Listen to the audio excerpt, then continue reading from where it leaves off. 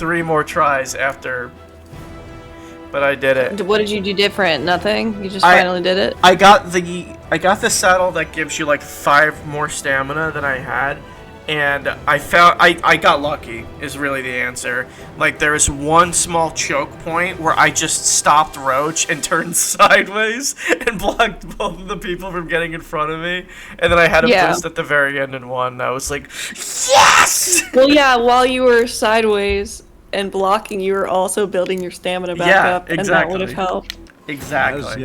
I knew it. That's why I was saying the first time. I was like, block them somehow.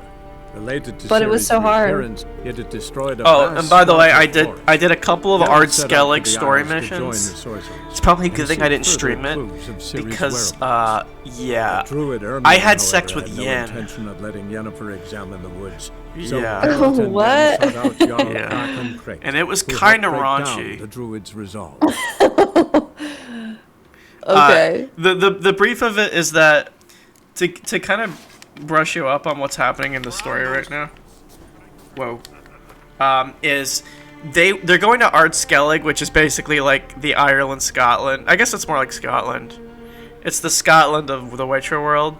And because for some reason Ciri's magic was being traced here, so he went there with Yennefer, who's the sorceress, the black-haired sorceress. And Yennefer is kind of weird in that because she's such a powerful sorceress, she like has it in with all of the politicians in the entire realm, and she just kind of like inches her way. She kind of worms her way into shit, and so she kind of knows high, powerful people, and she knows the Jarl right now of Skellige, and their main king just died, so Geralt and Yennefer got invited to the funeral party, and also, like, the start of the crowning of the next king or queen of Skellige, and they went to a party. Geralt fought with some of the people there. They respected him because they're like, I love a man who can fight, and so. There's also a small little mini story going on right now that the Jarl's sons and daughter are now competing to be the next king, and the daughter put her knife in the weapons, and it's not common for a daughter to do it. So she's trying to beat out all of the men.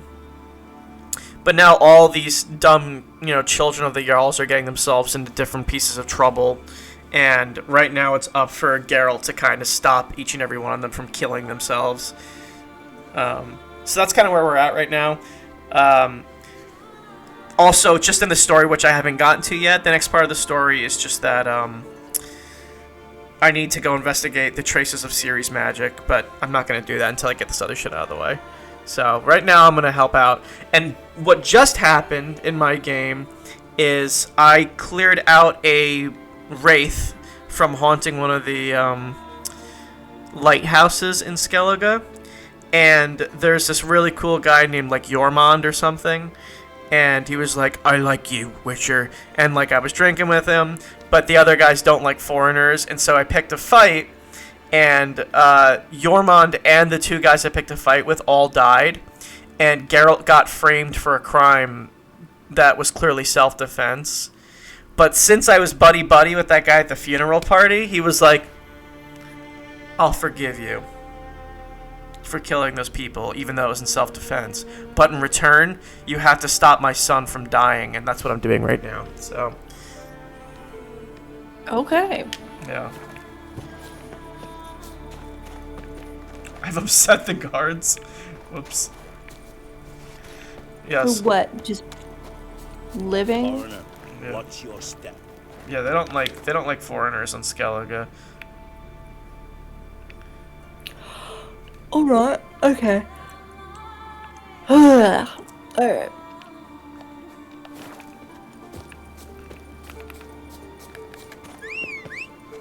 Alright, so back to the story.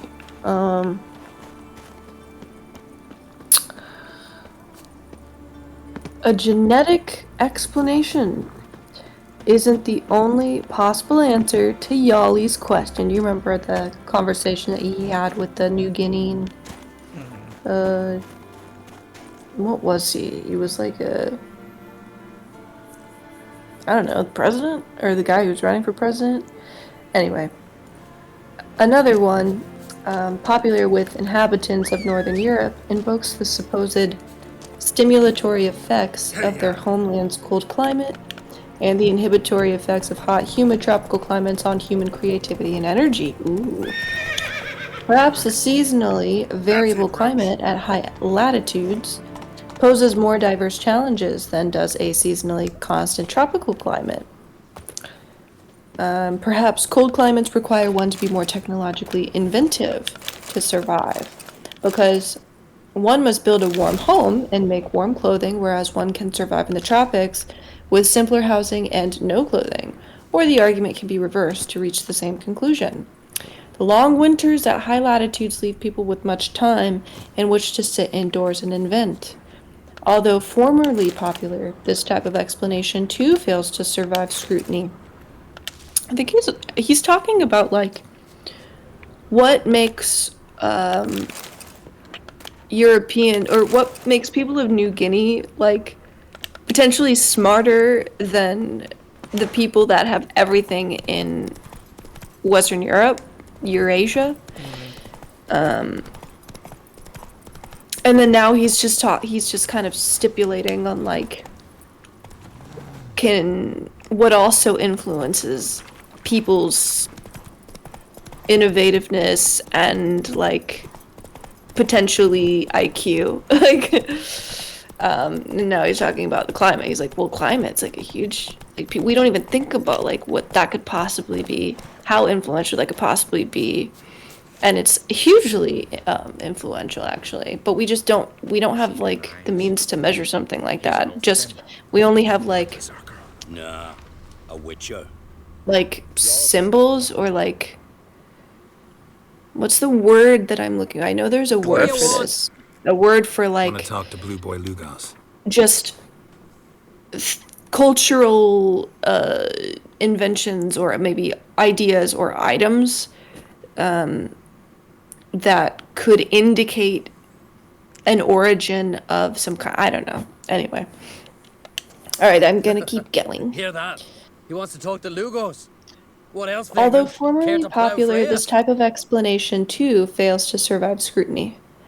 As we shall see, the peoples of Northern Europe contributed nothing of fundamental importance to Eurasian civilization until the last 1,000 years. They simply had the good luck to live at a geographic location. Do you want me to stop while you're talking? Right. Oh. Come on. Why? Sure. I don't get it. Then stay here. Think it over. Is this part of the actual game, or is this is not DLC? This is not DLC. This is the actual game. Okay. Yeah, the game is actually so I've never massive. gotten this far before. I didn't do a lot. So like when I first played this, I just did a lot of the story missions and not a lot of this stuff. And I'm glad I'm doing it now because some of the side stuff is really, really good. Oh, also... Is this a side quest, or is this the main storyline? This is a side quest. Oh. Yeah. Yeah, no, that's all I did, was, like, before I moved on, I was like, I want to complete this whole area.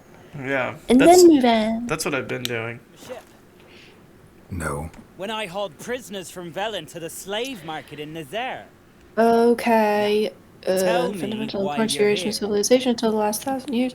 They simply had the good luck to live at a geographic location where they were likely to receive advances such as agriculture, wheels, writing, and metallurgy, developed in warmer parts of Eurasia. In the New World, the cold regions at high latitude were even more of a human backwater.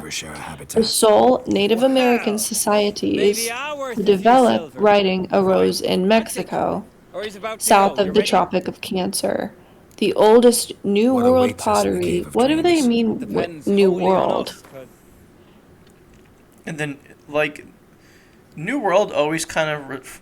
give me the context. Just New World. Read the sentence for me. The sole Native American societies to develop writing arose in Mexico south of the Tropic of Cancer. The oldest New World pottery comes from near the equator in tropical South America.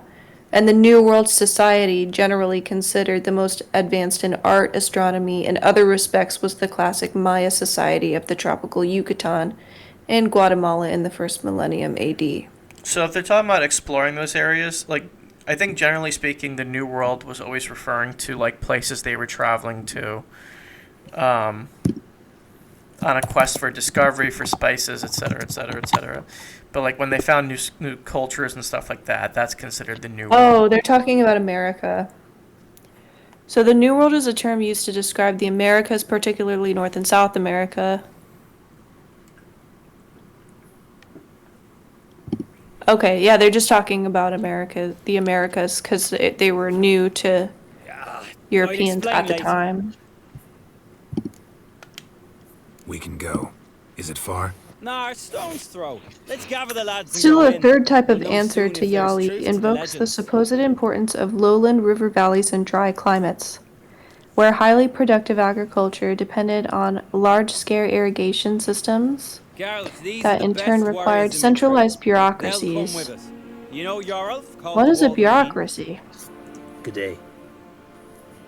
And this here's Uve Jabberjaw. So this is my problem when reading, like, history stuff. It's like I can barely get past Why is Uve so quiet? a sentence Because he got without no tongue. not knowing what something is. What happened? He licked a Are you frozen reading this blade. on your He tore it out Kindle? because he cursed King Bran while Yeah. drunk. Lost his power to speak.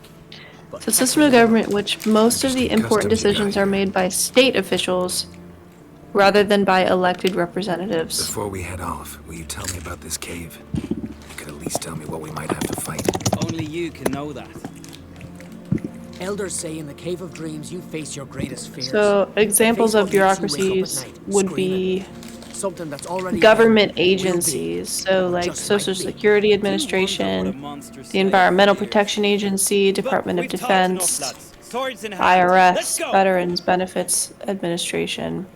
They're large organizations with centralized decision-making processes. So apparently we're going into the Cave of Dreams, which kind of feels like the the fuck is it called? The cabinet from Harry Potter, where you do the ridiculous thing. Well, that's just a cabinet. Are you talking about the... Well, there's like a vanishing cabinet. No, the things that they use the ridiculous on. Dementors. No, it's not the thing that transforms into your biggest fear. That's a Dementor. That's a Dementor? Yes. I thought the Oh, Dementor. wait, no. Oh, Bogart. Sorry. Yeah, that's what I thought. Sorry. I had a brain fart there. Shit. Yeah, No, I was thinking like Harry's was the Bogart- Dementor. Yeah. Harry's Bogart was a Dementor. So this cave. So of I'm also Dreams- reading a book. I'm reading a book right now that has Dementor-like creatures called sloths. So I just have Dementor on the brain, I guess. But this cave is supposedly like it manifests your greatest fear. And we're about to find out what Geralt's greatest fear is.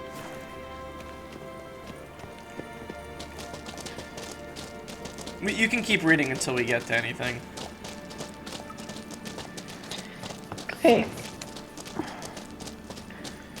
Oh, hold on.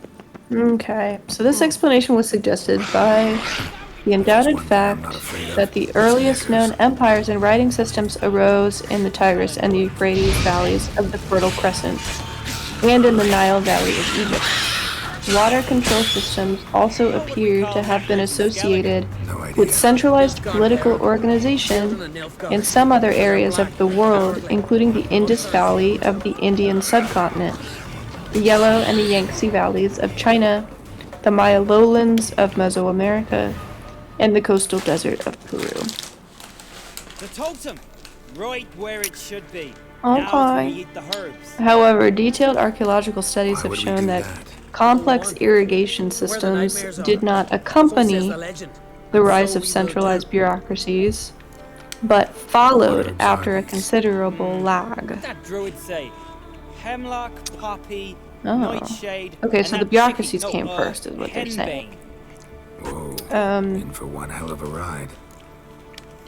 So that is, political centralization arose here. for some other reason and then permitted Yarrow, construction Angel, of to the complex last irrigation ring. systems. Here we go. None of the crucial developments preceding political centralization in those same parts of the world were associated with river valleys or with I complex don't irrigation feel no systems. different. How For about example, you? in the Fertile Crescent, food production and village life originated in hills and mountains, You're asking him not his in opinion. lowland river You're valleys. feeling it, mate. The Nile Valley remained a cultural backwater They're getting for high. about 3,000 years. Come What on, do they let's mean go. Time to backwater? face our fears. So a backwater is a part of a river not reached by the current where the water is stagnant. Whoa. This is crazy. What? There's a whale There's over a there. fucking ghost whale. This is kind of crazy.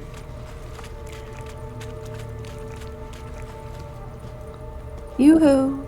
Oh, whale friend. That's a blue whale. That's a blue. Something like that. With that short Humpback. stick, That's a humpback arms are whale, up right? to your senses. They're calling it a blue whale in the game. But I don't. That doesn't mean anything. Are blue whales and humpbacks I actually don't know. similar? I don't know. I don't know Okay. nothing about whales. Let's see. What the hell is Whales are this? pretty damn cool, though. I like whales. Whoa. King of Skellige! Long live the king!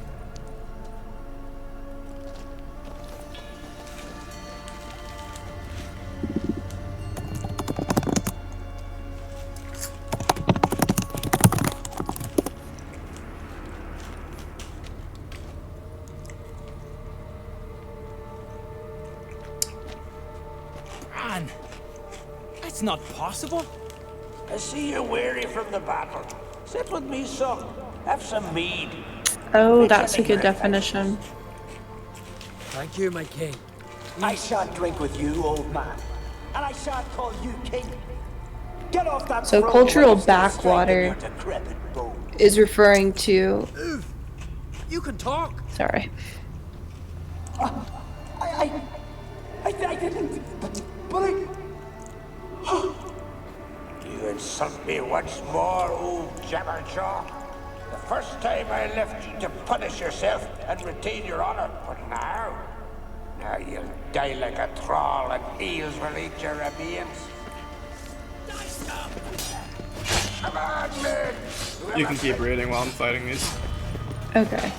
Yeah, when he's talking about backwaters, it's just using that as a metaphor for like a culture slash place that doesn't change because it's not influenced by new ideas or events that happen in other places.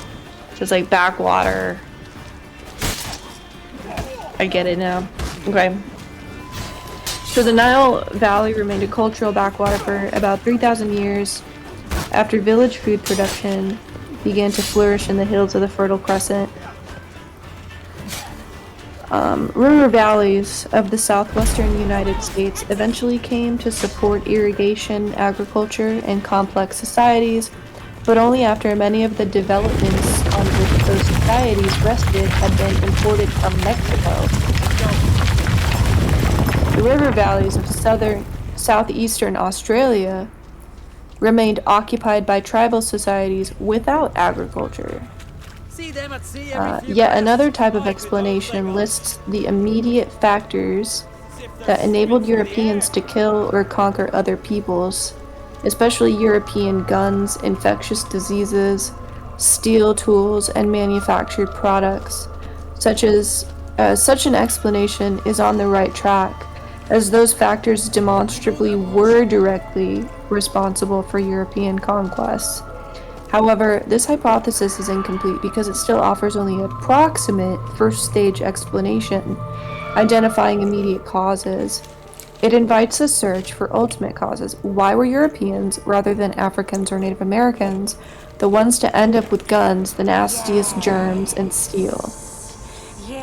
While some progress has been made in identifying those ultimate causes in the case of Europe's conquest of the New World, Africa remains a big puzzle.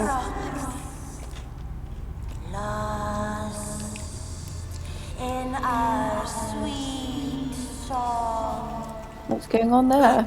Sirens. Kill all you plowing seahorse! Slay us, try, but you'll not restore his life. You slew him. A son. These are the other guy's fears, I think. Father. Oh.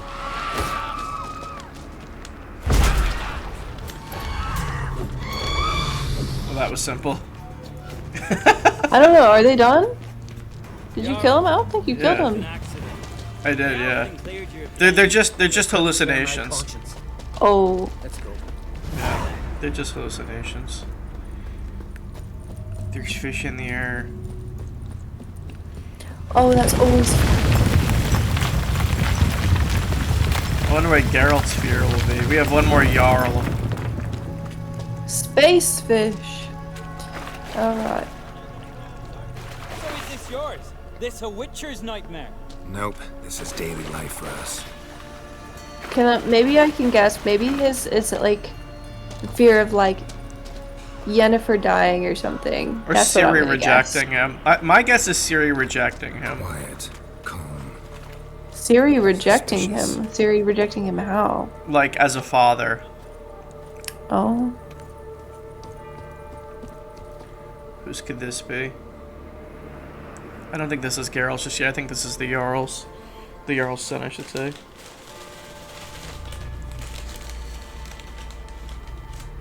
There's a whole damn forest in this cave.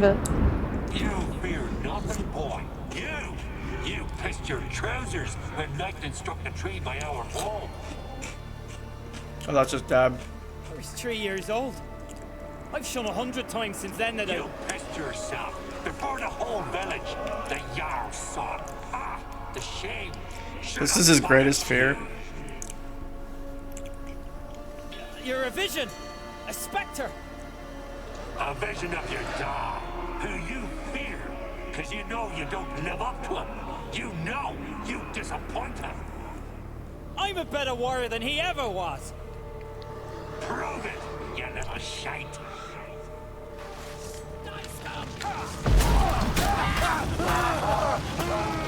He's lighting everyone on fire. Ow! And me!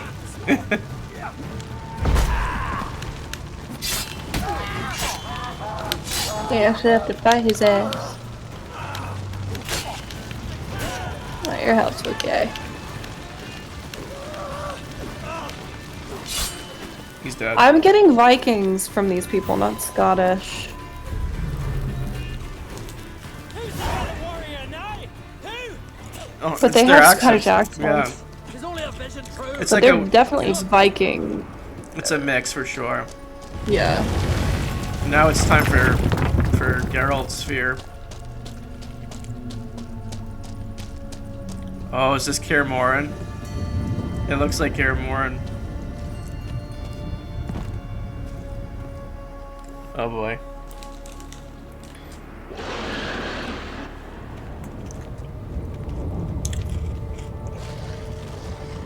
Oh, it's the Wild Hunt. Oh.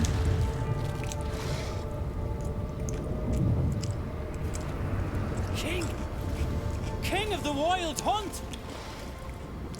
Damn, we should have fucking known.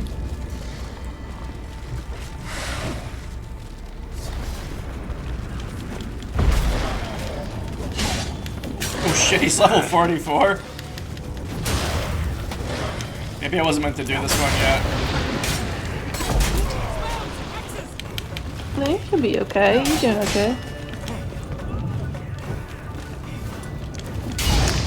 Alright, I'm gonna keep going. Yeah, keep Africa is the continent where proto-humans evolved for the longest time, where anatomically modern humans may also have arisen, and where native diseases like malaria and yellow fever killed European explorers. Over my dead body. Nothing simpler.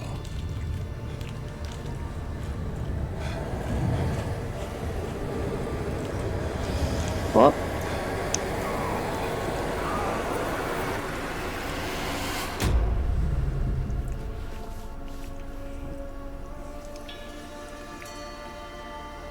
What? Low? hi, and wow.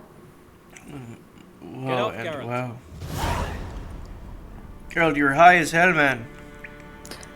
Wake up, you great buffoon. You're fucking so high. Was I out long? You Oi. fast. You Oh, passed boy. out and pissed yourself. Your gold. Take it and get out of my sight. What's this My about? father sent a messenger. You were bound by honor to help me, yet you demanded payment. Take your gold, go, and keep away from our lands. Oh shit. Did I make the wrong choice?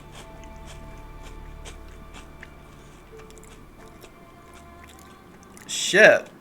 I only What said that happened? I only said that so that he wouldn't be mad that his father sent someone to protect him.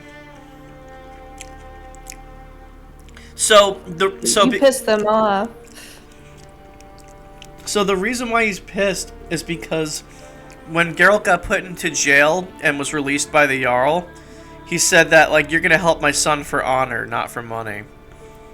And when I came to help him, I said that I was a witcher, and you might need a witcher's help to get him to the thing.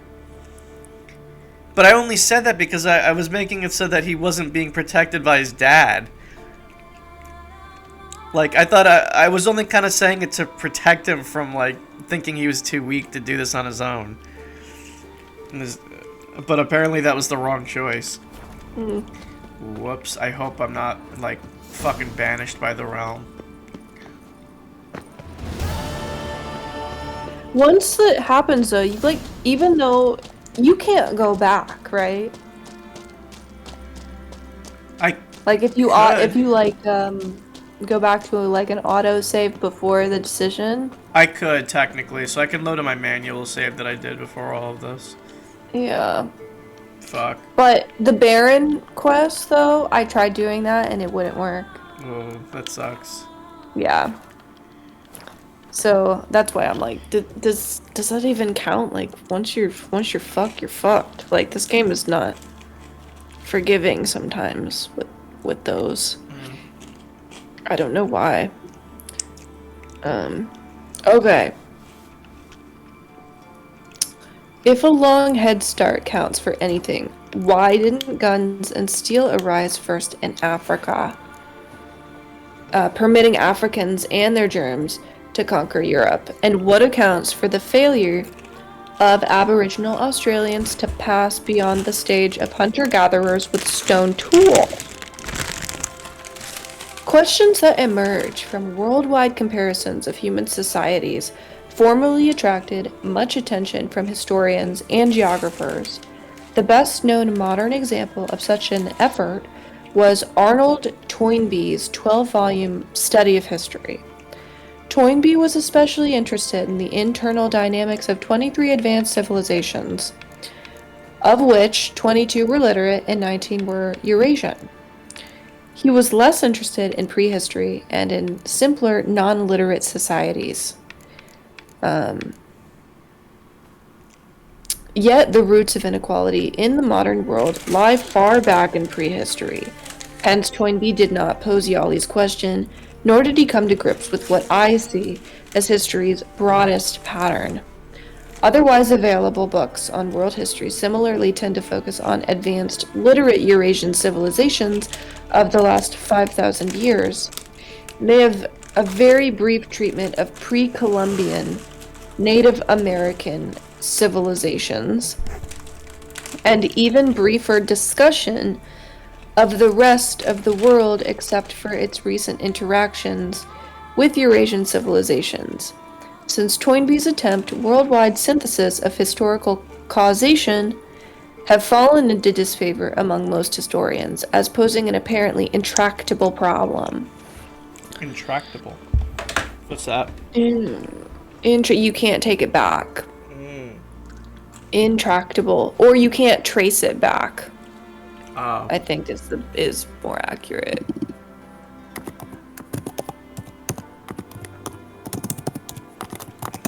That's what I'm gonna guess. Intractable, hard to control or deal with. That's the definition. Intractable, hard to control or deal with. Interesting. Just Unmanageable. Just learned a new word. Specialists from several disciplines have provided global synthesis of their subjects. Especially useful contributions have been made by ecological geographers, cultural anthropologists, biologists studying plant and animal domestication, and scholars concerned with the impact of infectious diseases on history. These studies have called attention to parts of the puzzle, but they provide only pieces of the needed broad synthesis that has been missing. Thus, there is no generally accepted answer to Yali's question. On the one hand, the approximate explanations are clear.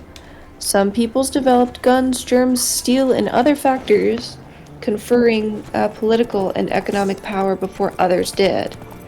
And some peoples never developed these power factors at all. On the other hand, the ultimate explanations, for example, why bronze tools appeared early in parts of Eurasia, late and only locally in the New World, and never in Aboriginal Australia, remain unclear. Our present lack of such ultimate explanations leaves a big intellectual gap, since the broadest pattern of history thus remains unexplained. Much more serious, though, is the moral gap left unfilled. It is perfectly obvious to everyone, whether an overt racist or not, that different peoples have fared differently in history. The modern United States is a European-molded society, occupying lands conquered from Native Americans and incorporating the descendants of millions of sub-Saharan Black Africans brought to America as slaves. Modern Europe is not a society molded by sub-Saharan Black Africans who brought millions of Native Americans as slaves. These results are completely lopsided. It was not the case that 51% of the Americas, Australia, and Africa was conquered by Europeans, while 49% of Europe was conquered by Native Americans, Aboriginal Australians, or Africans. The whole modern world has been shaped by lopsided outcomes. Hence, they must have inexorable explanations, ones more basic than mere details, concerning who happened to win some battle or develop some invention on one occasion a few thousand years ago. It seems logical to suppose that history's pattern reflects innate differences among people themselves. Of course, we are taught that it's not polite to say so in public. We read of technical studies claiming to demonstrate inborn differences, and we also read rebuttals claiming that those studies suffer from technical flaws. We see in our daily lives that some of the conquered peoples continue to form an underclass, centuries after the conquests or slave imports took place. We're told that this too is to be attributed not to any biological shortcomings, but to social disadvantages and limited opportunities. Nevertheless, we have to wonder. We keep seeing all those glaring, persistent differences in people's status. We are assured that the seemingly transparent biological explanation for the world's inequalities as of AD 1500 is wrong, but we're not told what the correct explanation is. Until we have some convincing, detailed, agreed-upon explanation for the broad pattern of history, most people will continue to suspect that the racist biological explanation is correct after all. That seems to me the strongest argument for writing this book. Authors are regularly asked by journalists to summarize a long book in one sentence. For this book, here is such a sentence. History followed different courses for different peoples because of differences among people's environments, not because of biological differences among peoples themselves. Naturally, the notion that environmental geography and biogeography influence societal development is an old idea. Nowadays, though, the view is not held in esteem by historians. It is considered wrong or simplistic, or it is caricatured as environmental determinism and dismissed, or else the whole subject of trying to understand worldwide differences is shelved as too difficult. Yeah, that's kind of like stupid that people would just dismiss it like, that's not important. Oh, the climate, the fauna and flora in the area, like none of that is really that influential. And it's like, actually, I think it is. I think it is, personally. Yeah, geography obviously has some effect on history. The open question concerns how much effect and whether geography can account for history's broad pattern. The time is now ripe for a fresh look at these questions because of new information from scientific disciplines seemingly remote from human history. Those disciplines include, above all, genetics, molecular biology, and biogeography as applied to crops and their wild ancestors. The same disciplines, plus behavioral ecology. What? Let me see.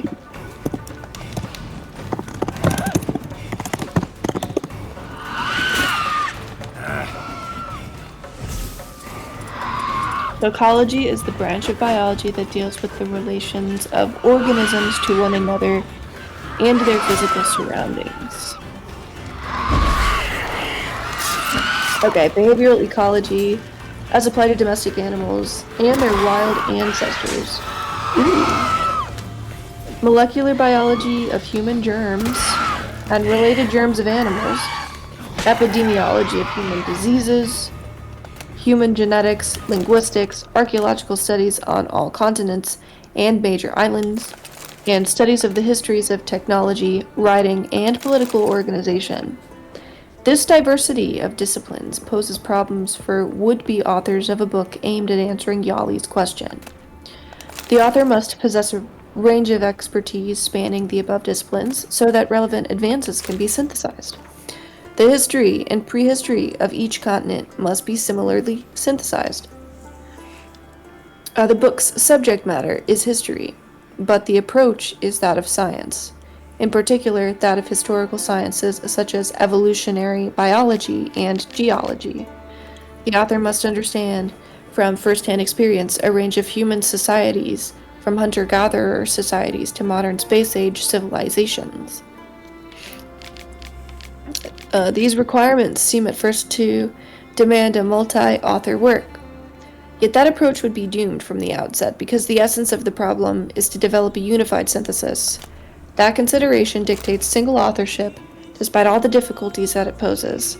Inevitably, that single author will have to sweat copiously in order to assimilate material from many disciplines and will require guidance from many colleagues. My background has led me to several of these disciplines even before Yali put his question to me in 1972. My mother is a teacher and linguist, my father a physician specializing in the genetics of childhood diseases. Because of my father's example, I went through school expecting to become a physician. I had also become a fanatical bird watcher by the age of 7. It was thus an easy step in my last undergraduate year at university to shift from my initial goal of medicine to the goal of biological research. However, throughout my school and undergraduate years, my training was mainly in languages, history, and writing. Even after deciding to obtain a PhD in physiology, I nearly dropped out of science during my first year of graduate school to become a linguist. Since completing my PhD in 1961, I have divided my scientific research efforts between two fields: molecular physiology on the one hand, evolutionary biology, and biogeography on the other hand. As an unforeseen bonus for the purposes of this book, evolutionary biology is a historical science forced to use methods different from those of the laboratory sciences. That experience has made the difficulties in devising a scientific approach to human history familiar to me. Living in Europe from 1958 to 1962, among European friends whose lives have been brutally traumatized by 20th century European history, made me start to think more seriously about how chains of causes operate in history's unfolding. For the last 33 years, my fieldwork as an evolutionary biologist has brought me into close contact with a wide range of human societies. My specialty is bird evolution, which I have studied in South America, Southern Africa, Indonesia, Australia, and especially New Guinea. Zarkanian Zephyrs, Mahakan battle axes, Virulidin short swords. Where'd you get so many continental goods? The sea provides. And if it doesn't provide on its own, you hack off hands that hold swords in a death grip. What? You think we just found all this on the shore, like seashells at low tide? You can keep going, it's fine. Okay. Through living with native peoples of these areas, I have become familiar with many technologically primitive human societies, from those of hunter-gatherers to those of tribal farmers and fishing peoples who depended until recently on stone tools. Thus, what most literate people would consider strange lifestyles of remote prehistory are for me the most vivid part of my life. New Guinea, though it accounts for only a small fraction of the world's land area, encompasses a disproportionate fraction of its human diversity. Of the modern world's 6,000 languages, 1,000 are confined to New Guinea. Whoa. In the course of my work on New Guinea birds, my interests in language were rekindled by the need to elicit lists of local names of bird species in nearly 100 of those New Guinea languages. Out of all those interests grew my most recent book, a non-technical account of human evolution entitled The Third Chimpanzee. Its chapter 14, called Accidental Conquerors, sought to understand the outcome of the encounter between Europeans and Native Americans. After I had completed that book, I realized that other modern as well as prehistoric encounters between peoples raised similar questions. I saw that the question with which I had wrestled in that chapter 14 was, in essence, the question Yali had asked me in 1972, merely transferred to a different part of the world. And so at last, with the help of many friends, I shall attempt to satisfy Yali's curiosity and my own.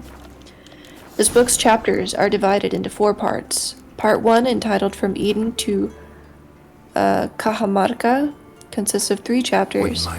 Chapter 1 provides a whirlwind tour of human evolution and history, extending from our divergence from apes around 7 million years ago until the end of the last ice age around 13,000 years ago.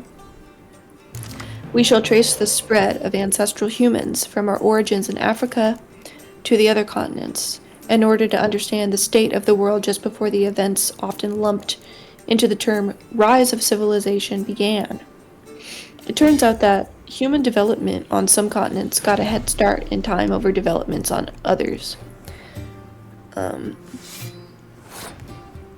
Chapter 2 prepares us for exploring effects of continental environments on history over the past 13,000 years by briefly examining effects of island environments on history over smaller timescales and areas. When ancestral Polynesians spread into the Pacific around 3,200 years ago, they encountered islands differing greatly in their environments. Within a few millennia, that single ancestral Polynesian society had spawned on those diverse islands a range of diverse daughter societies, from hunter-gatherer tribes to proto-empires. That radiation can serve as a model for the longer, larger scale and less understood radiation of societies on different continents. Excuse me. Since the end of the last ice age to become various hunter-gatherer tribes and empires. The 3rd chapter introduces us to collisions between peoples from different continents by retelling through contemporary eyewitness accounts the most dramatic such encounter in history, the capture of the last independent Inca emperor, Atahualpa, in the presence of his whole army by Francisco Pizarro and his tiny band of conquistadors at the Peruvian city of Cajamarca. We can identify the chain of proximate factors that enabled Pizarro to capture Atahualpa, and that operated in European conquests of other Native American societies as well.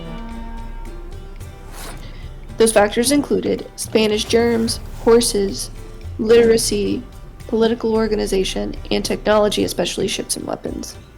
That analysis of proximate causes is the easy part of this book. The hard part is to identify the ultimate causes leading to them, and to the actual outcome, rather than to the opposite possible outcome of Atahualpa's coming to Madrid and capturing King Charles I of Spain.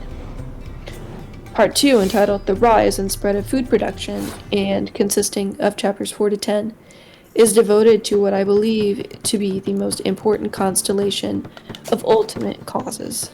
Chapter 4 sketches how food production, that is, the growing of food by agriculture or herding, instead of the hunting and gathering of wild foods, ultimately led to the immediate factors permitting Pizarro's triumph.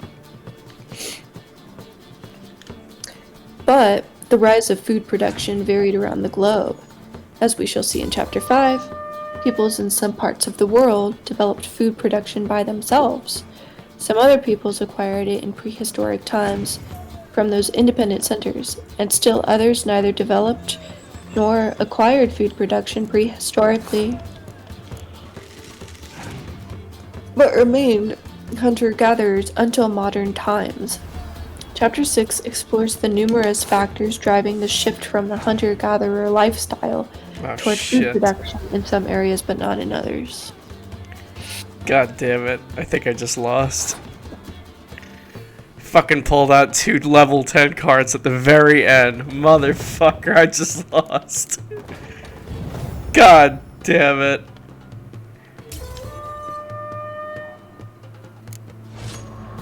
Okay, well.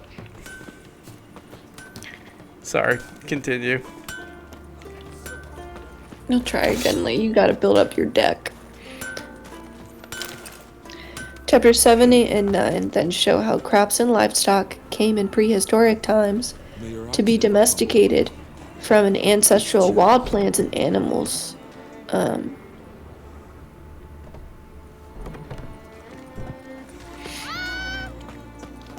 By incipient farmers and herders who could have had no vision of the outcome. Geographic differences in the local suites of wild plants and animals available for domestication go a long way toward explaining why only a few areas became independent centers of food production, and why it arose earlier in some of those areas than in others. Oh my god. I can't stop yawning. Oh god. What's wrong? I don't know.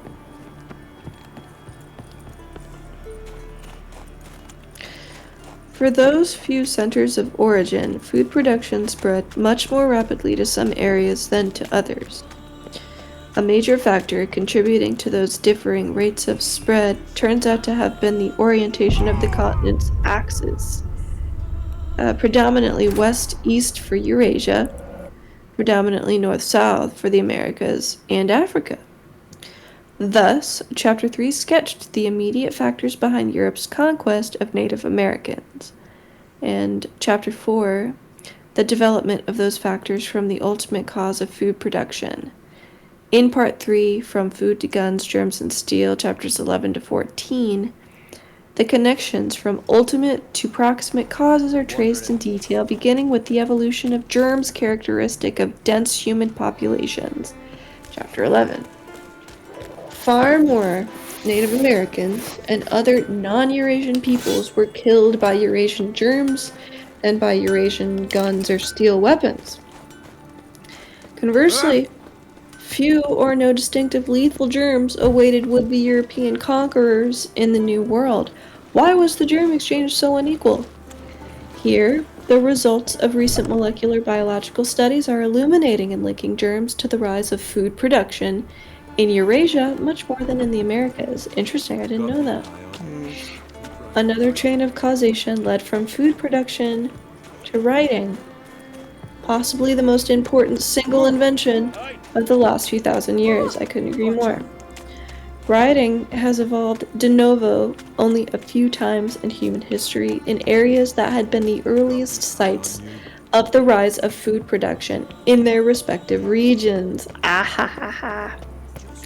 All other societies that have become literate did so by the diffusion of writing systems, or the idea of writing from one of those few primary centers. Hence, for the student of world history, the phenomenon of writing is particularly useful for exploring another important constellation of causes: geography's effect on the ease with which ideas and inventions spread.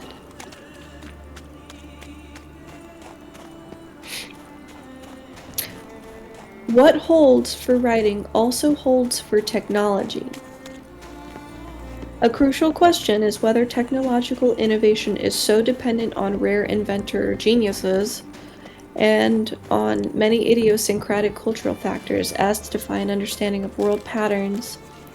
In fact, we shall see that paradoxically this large number of cultural factors makes it easier, not harder, to understand world patterns of technology by enabling farmers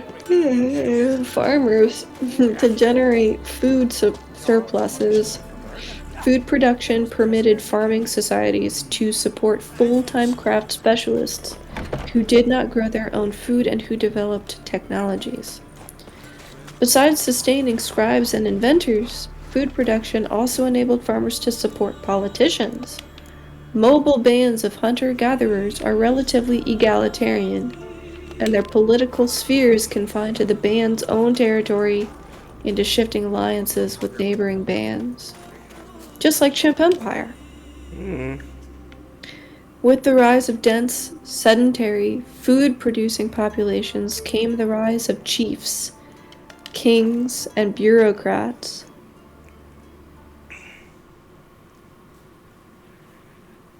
Interesting. Such bureaucracies were essential not only to governing large and populous domains, but also to maintain standing armies, sending out fleets of exploration, and organizing wars of conquest, just like Civilization 5. Part 4. Chapters around the world in 6 chapters, chapters 15 applies the lessons of parts 2 and 3 to each of the continents and some important islands. Chapter 15 examines the history of Australia itself, and of the large island of New Guinea, formerly joined to Australia in a single continent. The case of Australia, home to the recent human societies with the simplest technologies, and the sole continent where food production did not develop indigenously, poses a critical test of theories about intercontinental differences in human societies. We shall see why Aboriginal Australians remained hunter-gatherers, even while most peoples of neighboring New Guinea became food producers. Chapters 16 and 17 integrate developments in Australia and New Guinea into the perspective of the whole region encompassing the East Asian mainland and Pacific Islands. The rise of food production in China spawned several great prehistoric movements of human populations, or of cultural traits, or of both. One of those movements, within China itself, created the political and cultural phenomenon of China as we know it today. Another resulted in a replacement throughout almost the whole of tropical Southeast Asia of indigenous hunter-gatherers by farmers of ultimately South Chinese origin. Still another, the Austronesian expansion, similarly replaced the indigenous hunter-gatherers of the Philippines and Indonesia and spread out to the most remote islands of Polynesia, but was unable to colonize Australia and most of New Guinea. To the student of world history, all those collisions among East Asian and Pacific peoples are doubly important.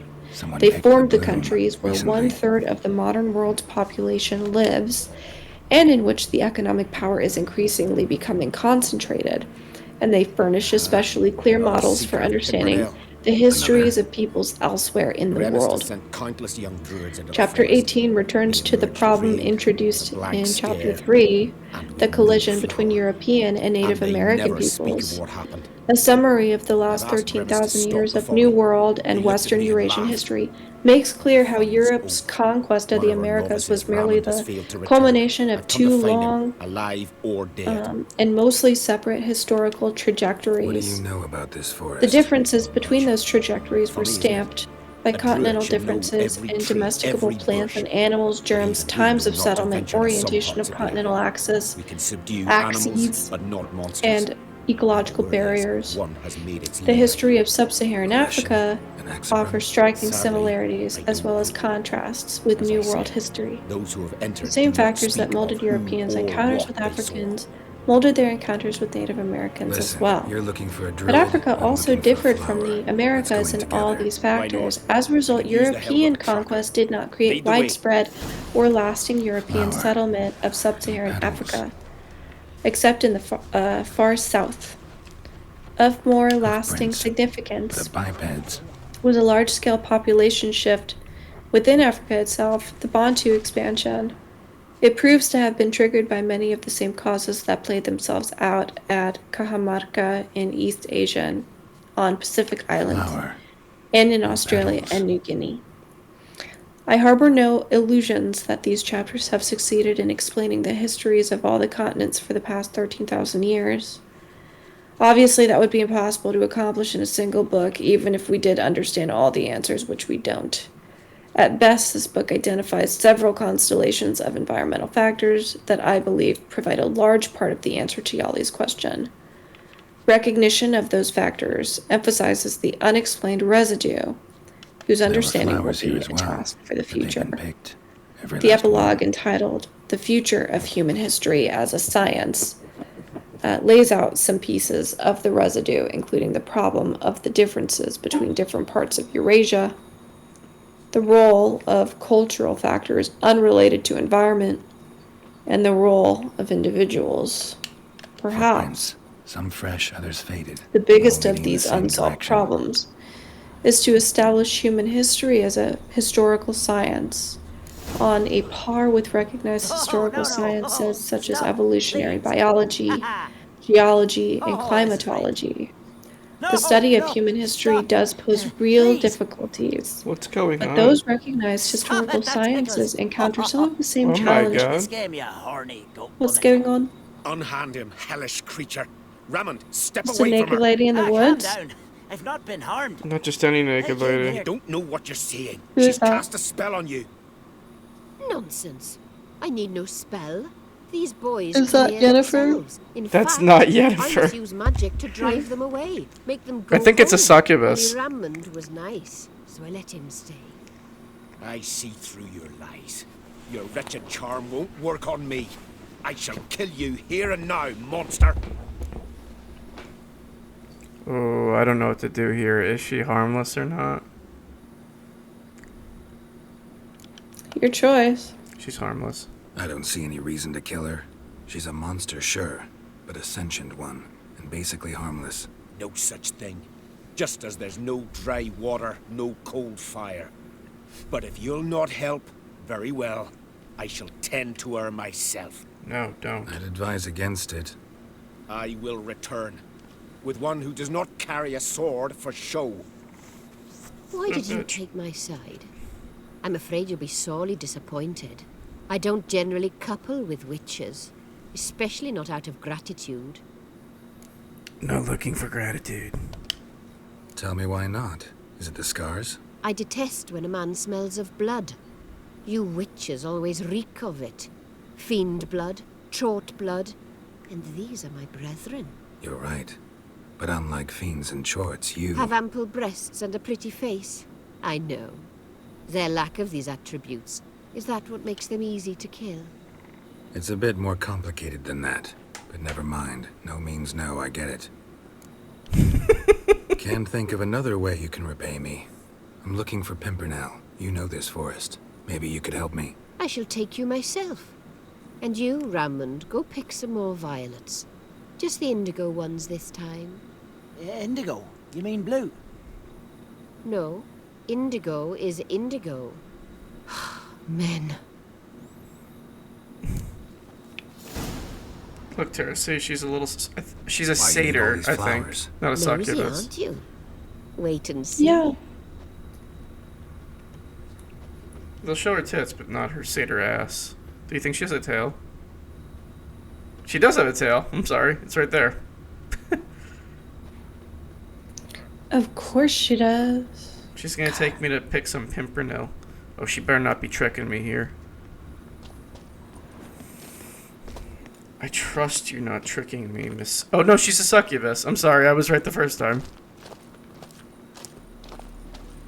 This is what Zach Bagans wishes he saw. Pretty, don't you think? Bellflowers, violets, kingcups, pimpernels. I must pick some ale. Oh wow, this is her little cave.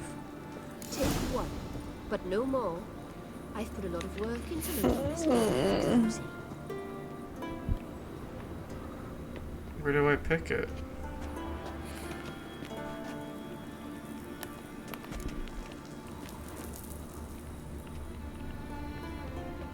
Oh, this is it.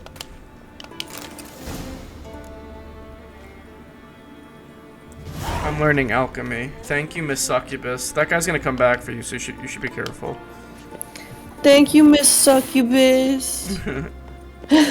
Okay, you can go back to reading now. I'm getting sleepy. It's making me tired. I love the music in this area.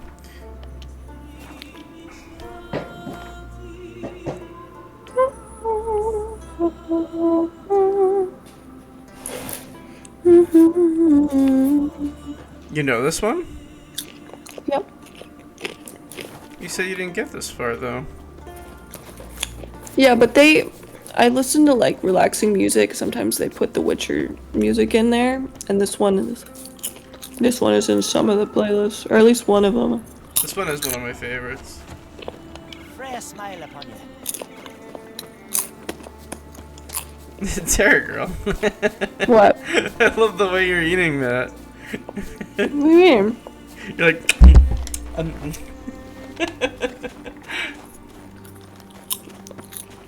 What's wrong with my eating? Nothing. I said I love it.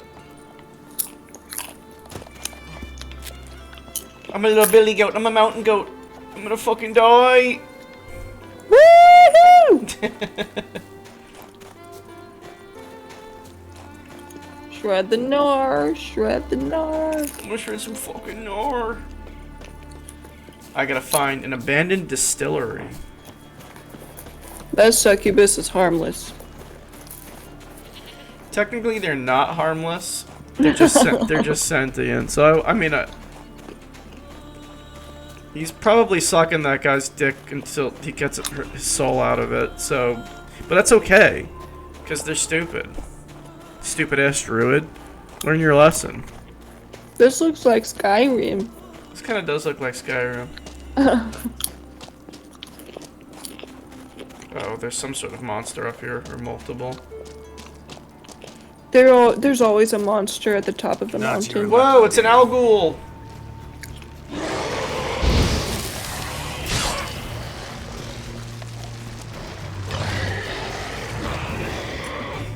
That was what the King of the Wild Hunt said on our ass.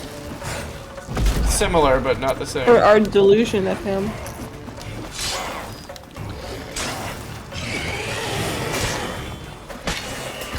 Oops. Back the fuck up.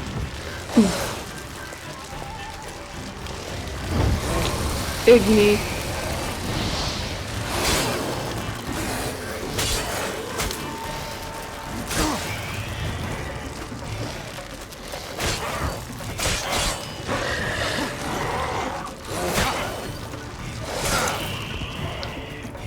Die. Oh, yeah. I do like that the battle music changes which region, depending on which region you're in. They don't have the later day music here. It's the oh, yeah. Oh, yeah. Bushro. Da! That's not how they did it. Bushro da?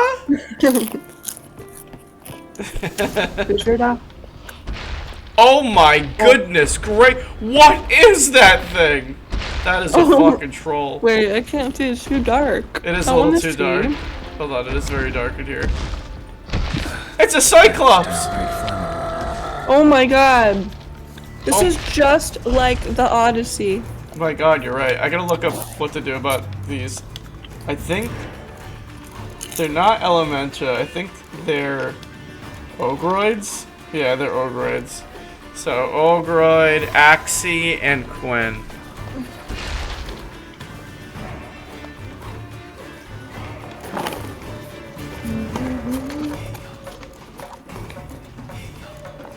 Ooh, yeah. Ooh, yeah. Ooh, yeah. Ooh, yeah.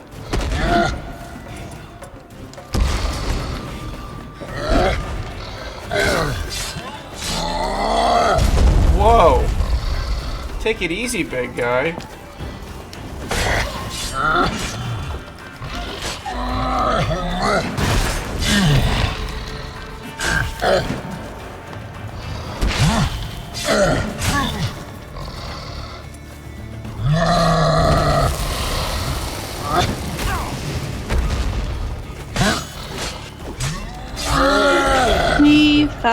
Fo. Fuck you. Cyclops won't bother me anymore. Can look around peacefully now. What the hell was that doing in here? Green mold, don't mind if I do.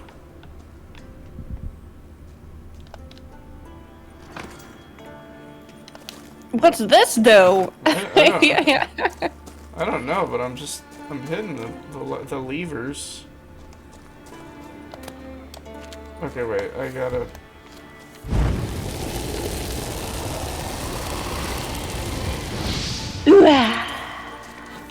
Oh, yeah. Oh, yeah.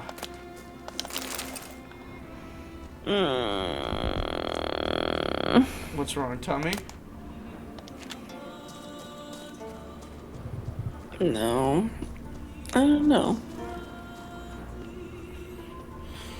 Then fret not, Terra Girl, you're fine. I know. God. I'm tired. Quite tired.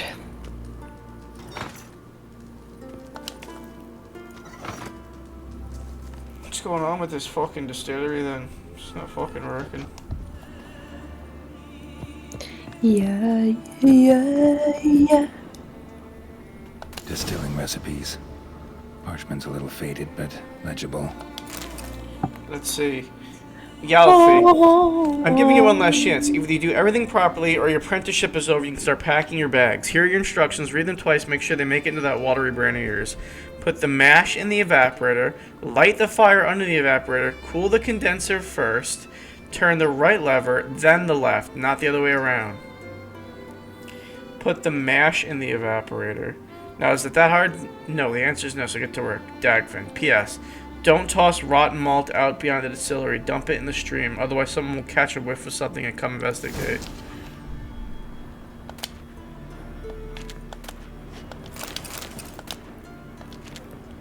What's this? Distiller's log. Damn, beasts come around again. Refused to go till I poured some spirit in the basin, till I filled it to the brim. It drank it all in one slurp and left.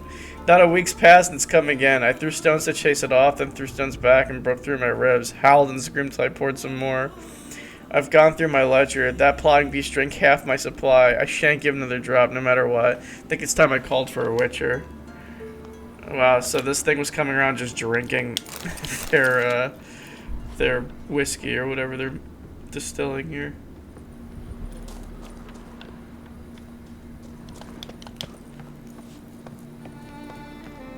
I have to find some mash. Where the hell am I gonna find mash then?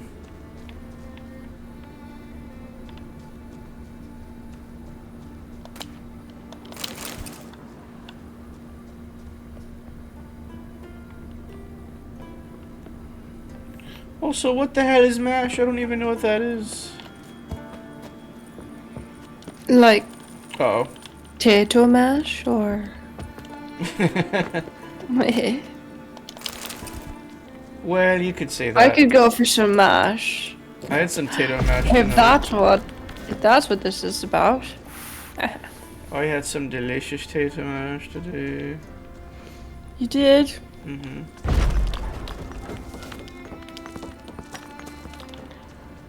Boosh. Foos! Foos! Us! Us! Just destroying everything. Damn, you're like... Those barrels are getting absolutely destroyed. I'll take the monster liver, please. I'll take the monster liver, thanks. I have a feeling it's up here. I'll take monster liver for 600, Ken. Oh, would you look at that? Got Some lucky. mash. Bit of mash left.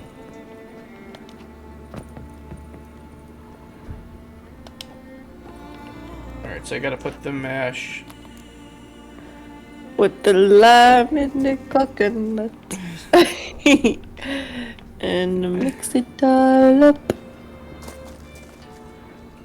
Wait, how do I actually put Wooden parts have rotted.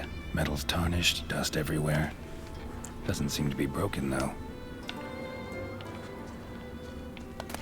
Here's where the mash goes. Probably.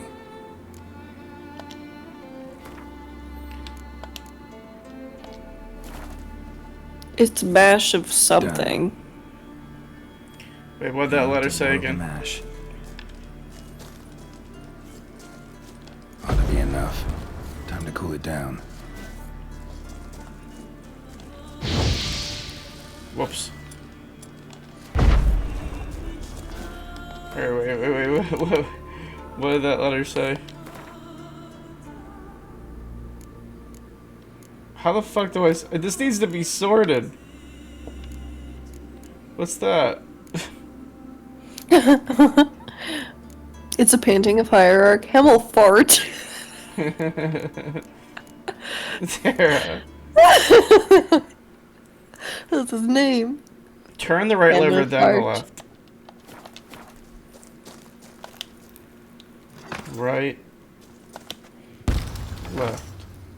Well, well. Turns out I'm quite the distiller. Oh, I did it. Hell yes. Now I just gotta find Friedhoff the Druid in a nearby village.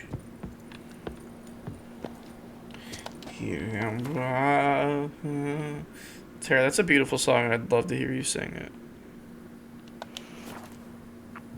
I will. That'd be a beautiful song if like you did that as part of choir or something.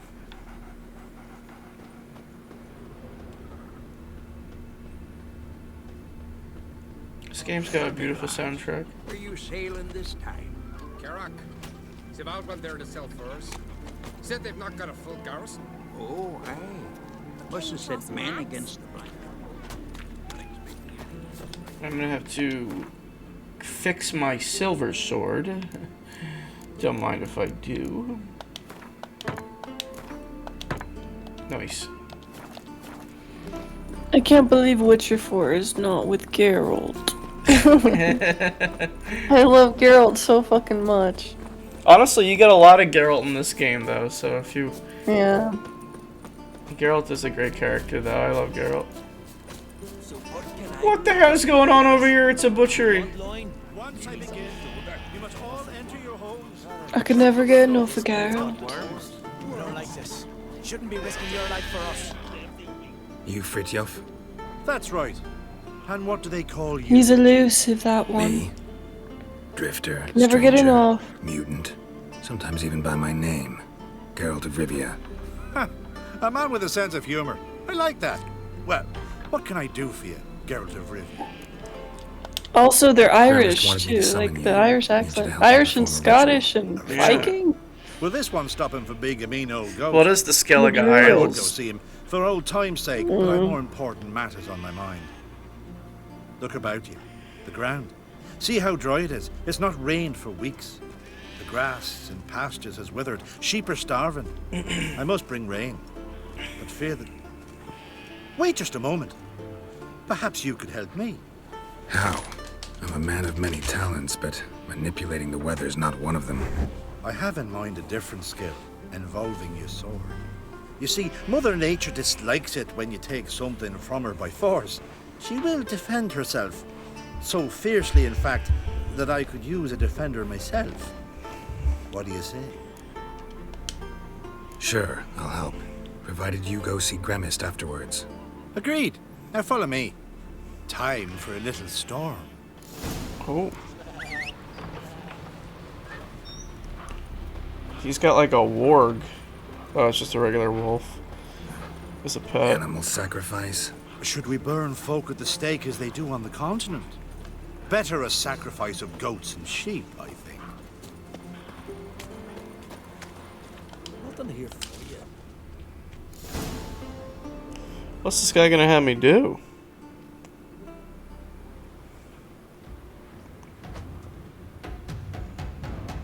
Skuka, Svarm, Fatna, Hala! It's starting. What the hell's this? A foglet? Oh my god, what are those things? They're creatures that live in the fog. Oh. They hate fire though. Whoa.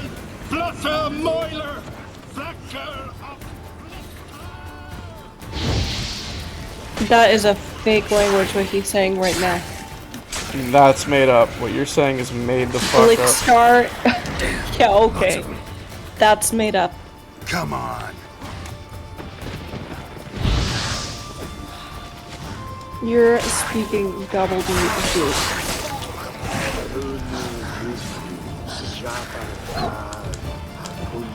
Bitch ass foglet.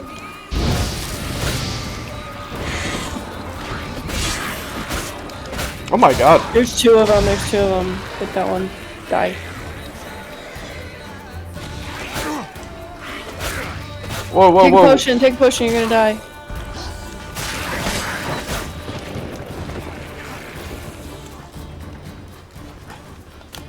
Trap an ass fogling. Fuck. You little foglet motherfuckers. A storm, damn it. I've not managed a storm that fine for ages. Did you see the drops? The size of eggs. A little busy tending to the foglets. They weren't small either. Ah yes, unfortunately they always emerge. But perhaps that's for the best. For the best. Why? If manipulating the weather carried no risks, it'd not give me peace. Make it rain, make the sun shine. Some would want storms, others a sea calm as a pond frozen over. This way folk petition me only when their need is great, not because they've had a whim. I get it. There are times I wish I didn't have to chase this necker or that drowner. Will you go see Gremist now? With pleasure. After a storm of those proportions, I should gladly have her to help him with his ritual. Till then. What do you mean by that?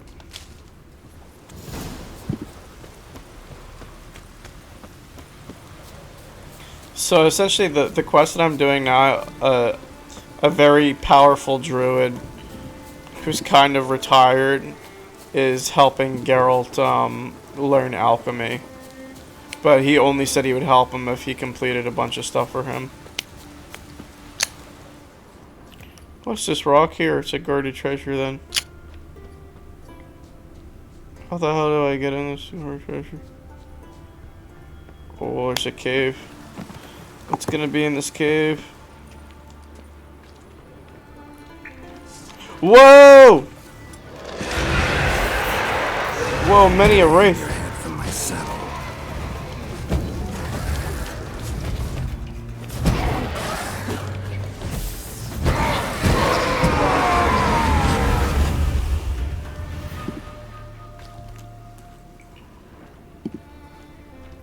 I can't believe how long ago this game came out.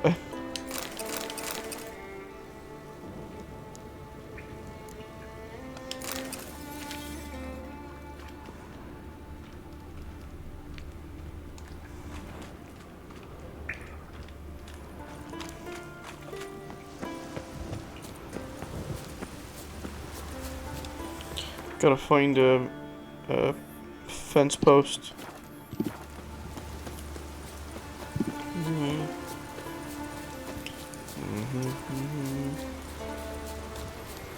This probably might be one of my favorite songs in this game.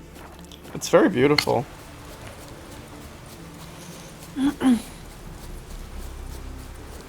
That's why that person chose it for that playlist that one time. You're right.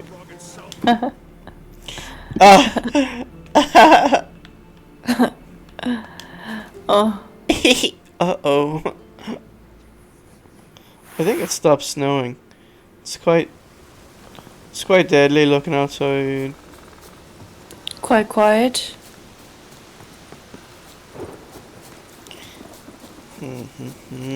What's this now?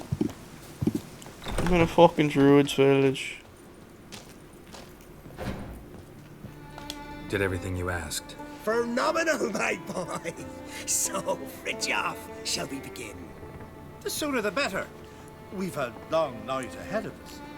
The ritual is only for members of the inner circle. Thus, my dear apprentice, you must wait outside. Under no circumstances must you enter. We shall begin your tutelage come morn. Will you finally tell me what the ritual's about? Nay. No one likes a meddler. Suffice to say, it's a burning matter now. Shout!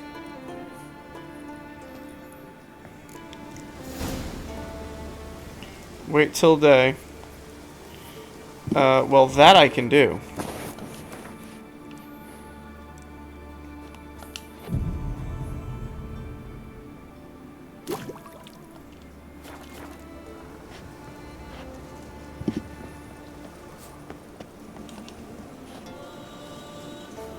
It is the next day.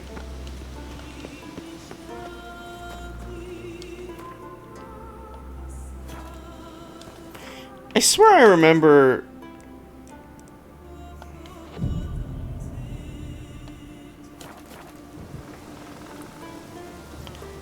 That guy really did a storm. Well, I suppose I can do another mission in the meantime then.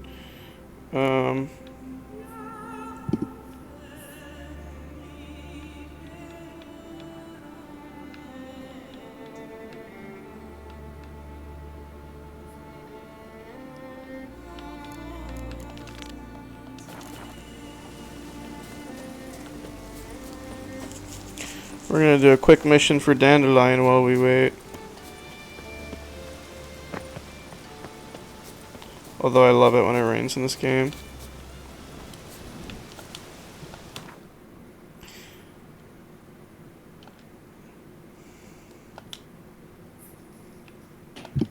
But finding me proved no simple task. For having fallen afoul of Novigrad's Oh yeah, I rescued Dandelion. It was actually really quick. I thought that was a much bigger quest, so I didn't want to do it, and I just did it, and it was like 5 seconds. Geralt managed to free me. Good thing too, for indeed I knew what had happened to Ciri. Sadly, she was no longer in Novigrad. Pursued by bandits, then cornered by the temple guard, she had disappeared in a flash of light and a gust of heat. Where to? This I did not know. This I did not know. Terra girl,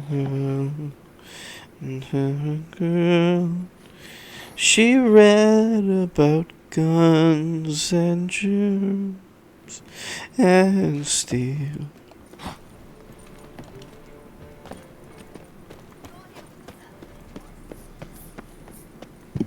This is looking like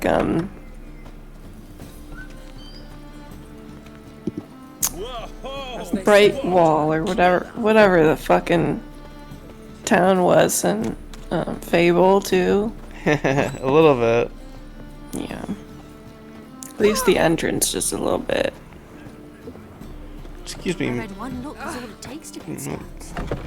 Mirror. Oh. Madam, it wasn't a working one. Ah, so good to see you. You and Dudu know each other well. I love that there's a character called Dudu. He's never told me much about himself. He was a merchant once. Oh, I'm so Dudu immature. always had a penchant for enterprise. Probably too honest to succeed in Novigrad, though. Precisely. I've told him countless times that no matter how many times he changes his appearance, the good in him will always emerge. bloodthirsty tyrants and vicious assassins. He played them so poorly. That must be why. Whereas he always made for an excellent trusted servant or ghost of the old king. Got a request. Need to borrow one of your props. One of the swords you use for stage battles. My, whatever do you need that for? I don't know, but Dandelion claims it's essential. Oh, yes. I suspected Master Dandelion might have a hand in this. I certainly hope you don't aim to compete with me. Voilà. Thanks. Voilà. I'll try not to damage it. So long. Voila.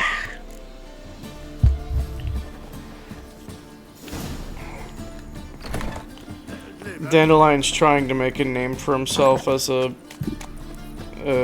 brothel.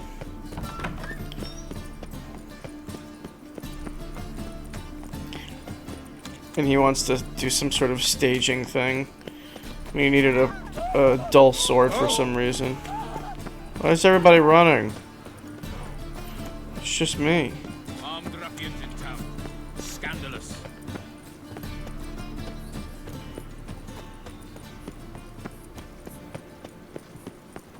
Oh.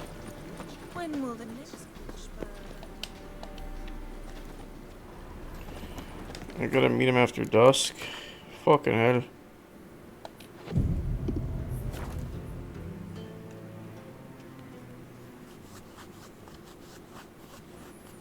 Whoa, what the hell? Finally made it. Listen, here's the plan. Sophronia loves Is adventure-filled that- romance novels. That's I can be a Dandelion. hero in her eyes. Dandelion? If I can just save her from a bandit. He looks I'll have her fabulous. eating out of my hand, and there's no way Looks like a she'll goddamn begrudge me that jester. Want me to be the bandit? love. Knew you'd see the sense in it right away. Are you serious? That's your brilliant plan? I never called it brilliant, but any kind of plan is better than none. Written your lines already, You've written what? so you know what to say during the performance. Here, Andrew Mask, put it on. Sophronia can't recognize you. But No time. Sophronia's coming. Stick to the plan. We'll meet at the Rosemary in the morning.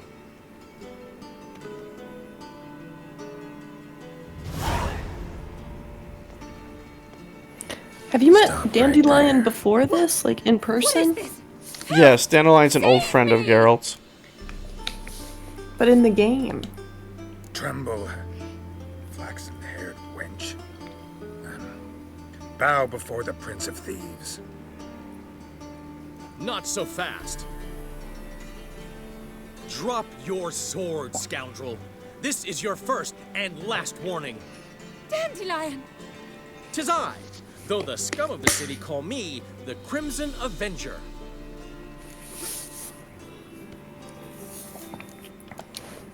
More like the Crimson Asshole. Silence, vermin! You shall regret the day you were born. Dandelion! On guard! I mean, Crimson Avenger! Come on, come closer. It was an Avenger. Better than I thought.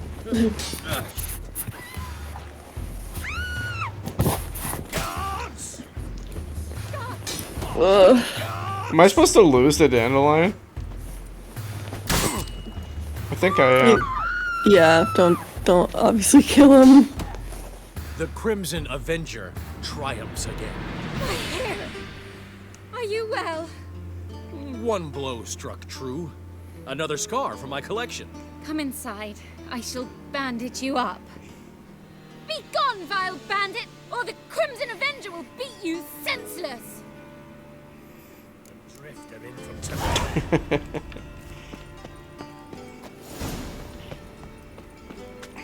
My boy Geralt can't catch a break. I do like how Dandelion... You can tell Dandelion's from an older game, because he has like an American voice actor. Yeah, he's the only one that is American in this game. Well, besides Geralt. Oh, besides Geralt, yeah. And Triss, actually. Triss is also American. Ever fight a Witcher? You guys about to get burnt.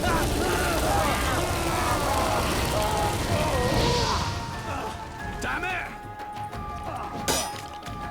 Why would you still fight after that?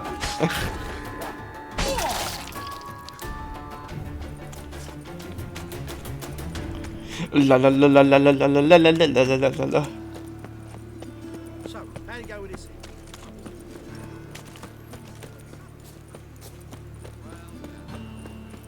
No bread.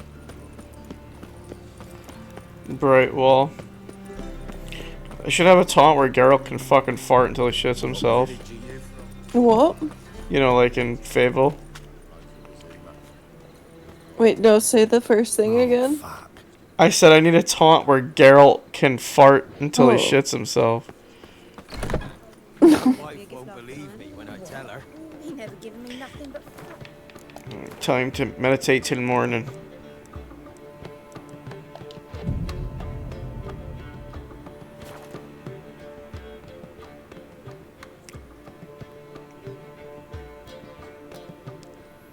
There's been a misunderstanding. You're here too early.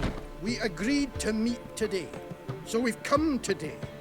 Supplies are all hauled in and the crew's raring to work. We'll start just as soon as our lovely directress gets round to deciding on the decoration. But Dandelion doesn't even have the coin to pay you. Turns out he does now, or soon will. At any rate, he's working on it. See, it's all peachy. So will you finally decide what style you want for this interior? What are our choices? Master Dandelion said he was torn between boudoir style and theatre decor. Promised to let us know his choice soon as we arrived. Now we're here, but no decision's been What's made. boudoir? And the lady's horribly surprised she's to choose. What does boudoir Apparently, mean? this whole renovation's Boudoir is like a wardrobe for your clothes, but like for a lady. Decide where I bust a vessel. That seems No idea. more. A boudoir is like a like You've known a him longer. Say something. wardrobe. So I would say boudoir is a better fit for a cabaret. Wait. Boudoir seems like Okay. a better fit for cabaret. Just don't go overboard on stuffed upholstery. A wonderful choice it is. At last. Gentlemen, You're choosing a you've done theme or what? lollygagging. Yeah. Get to work. Yeah, boudoir is like for clothes. Well, well. Guess this cabaret's the real thing. Ever since Dandelion inherited this place, he's talked about it constantly. I just never expected him to take action. And so quickly. Who knows? Might even settle down now. You'll have to keep an eye on the business. Who would have known? Despite what people say about him, Dandelion approaches life very rationally. We talking about the same Dandelion? Man who loses a fortune worth half of Novigrad in one night? Dandelion can also be responsible. He always pays anyone who works for him on time, and he's never missed a performance. Sure hope your opening won't be the first. He's still not here. Well, he said as soon as he got the coin, he'd go see Polly, our choreographer. She's missed the last few rehearsals. I certainly hope he's not gotten into trouble. Anything's possible with Dandelion. Let me see if I can't find him. What happened to Dandelion?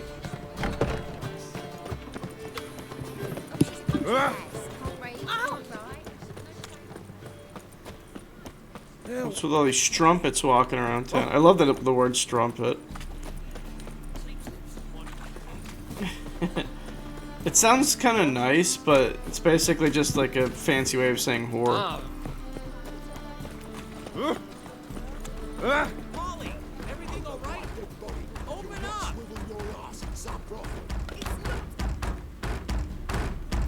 What's the ruckus about? Polly and her half-brained fiancé. They're fighting. She's the only one in this town who knows anything about choreography, and that lummox won't let her work for me. Hold on. What are you doing here? We were gonna meet at the Rosemary.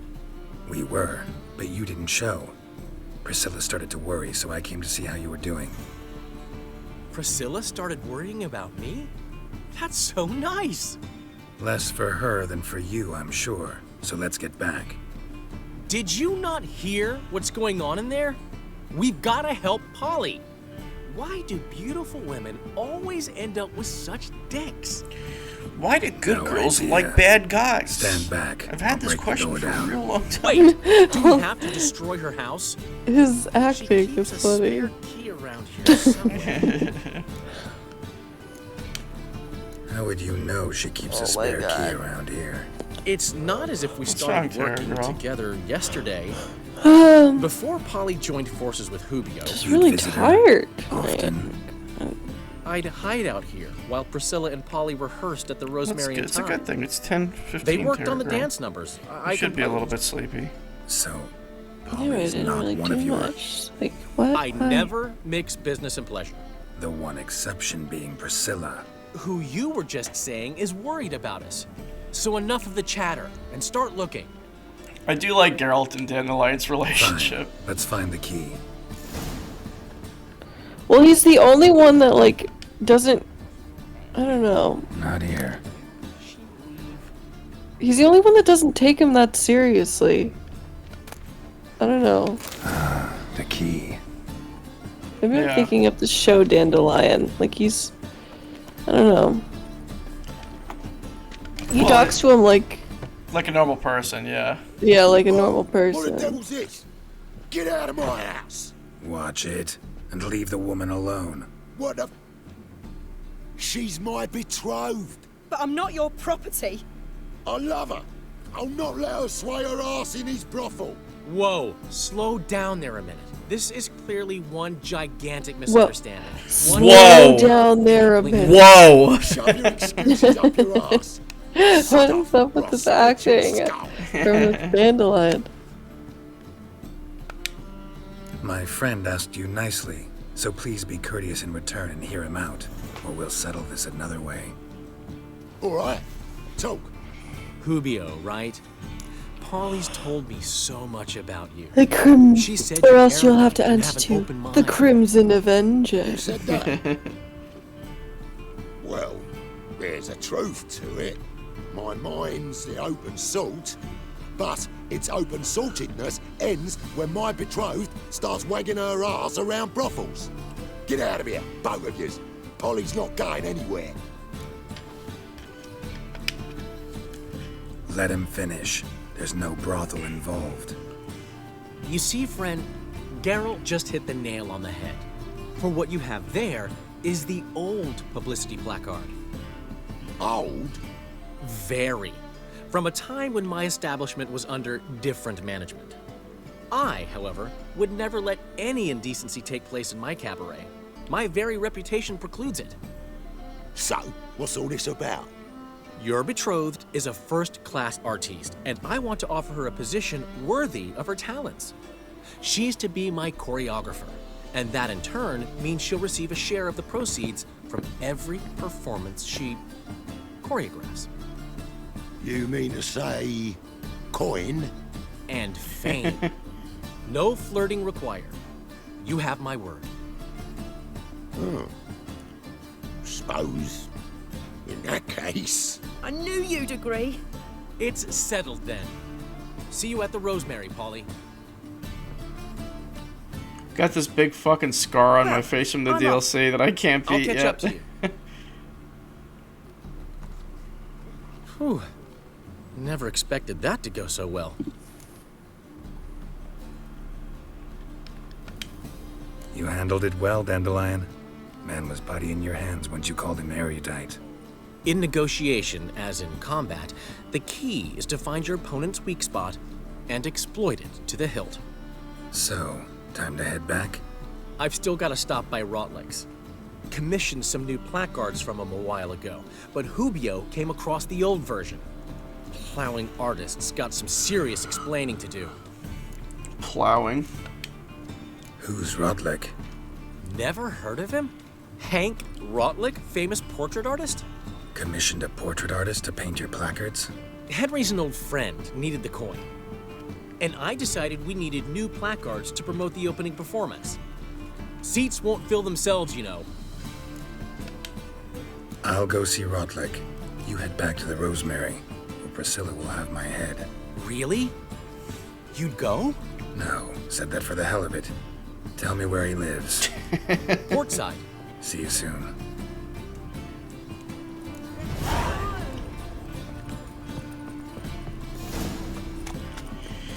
He lives portside. That means by the port. The side of the port. Mm-hmm.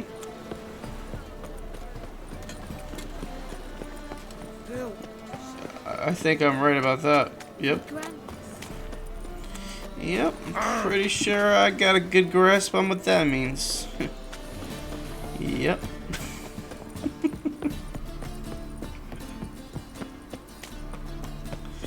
Yeah, I'm a wordsmith.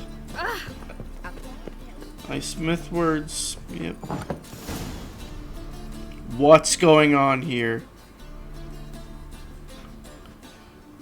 What are you guys doing in here?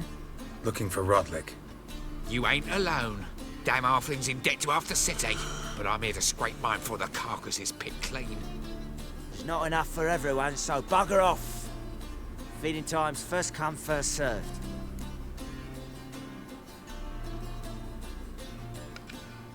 You're not gonna rob him. Strange, don't recall asking your permission. Get him, Fred! Fred? Who's first? You'll regret this, mutant.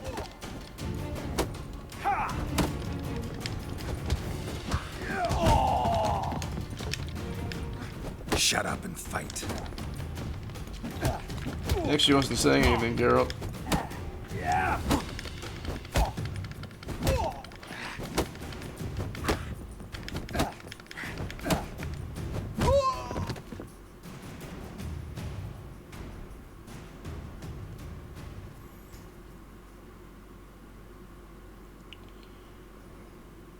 What happened?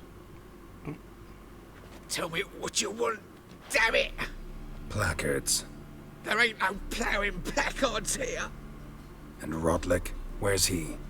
Same place as always. Vehicle Bud Estate. Losing his last crowns at the races. See? Wasn't that easy? Could have said so right away. I just so happen to be good at racing.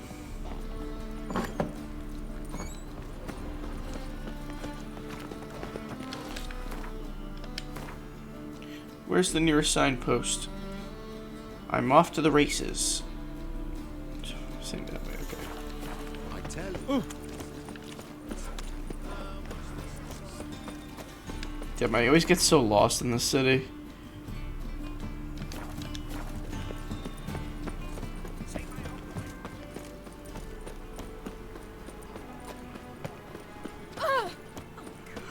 Out of my way!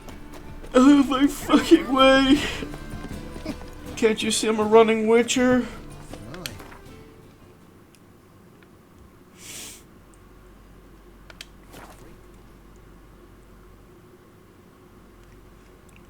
Drink the white honey potion. That does sound really beautiful. White honey. Yeah, this honey's white as hell.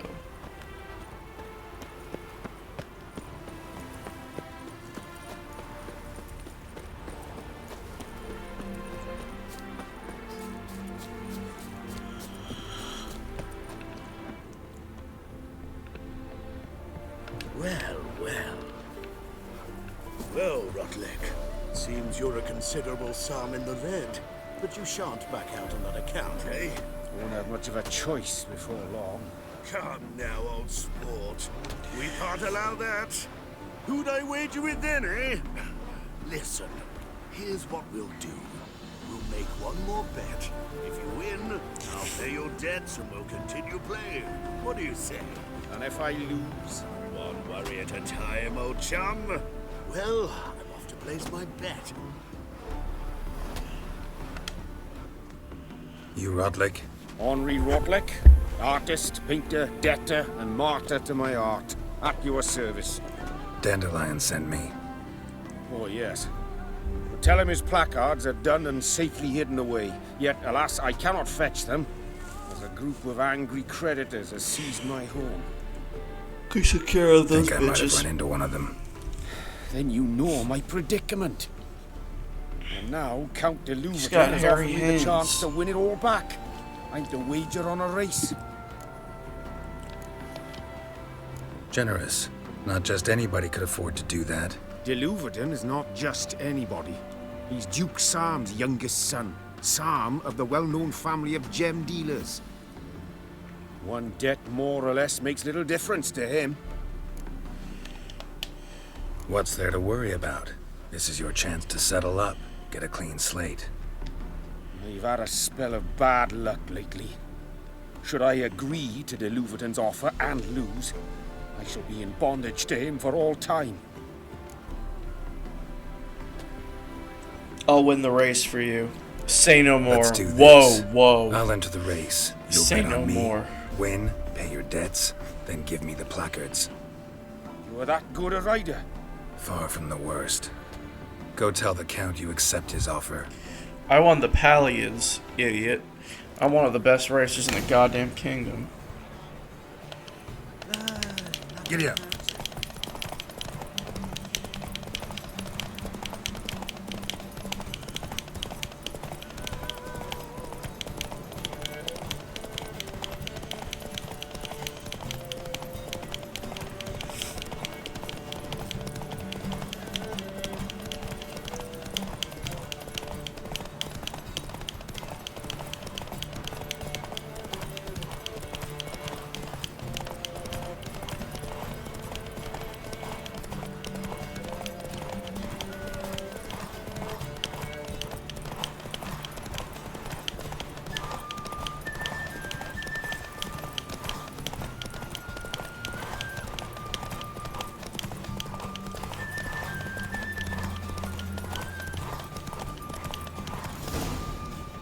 Slower.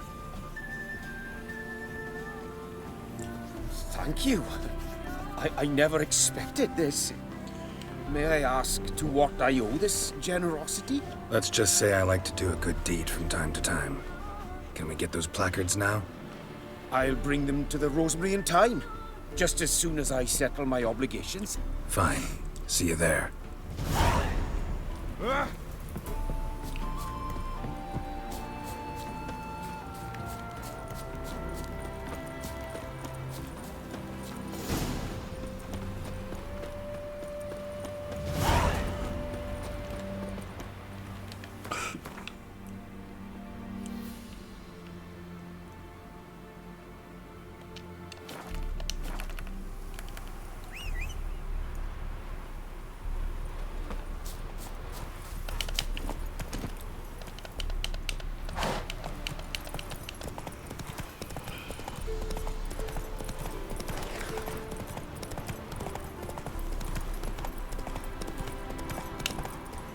Come on now.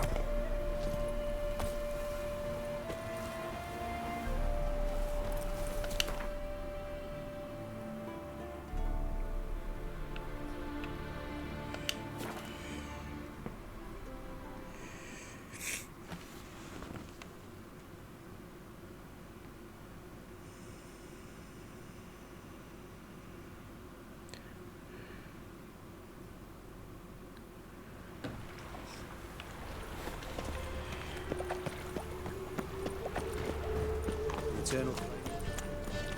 Oh. Grand opening tonight. Crown of the evening, a performance by the illustrious duo, Master Dandelion and Priscilla.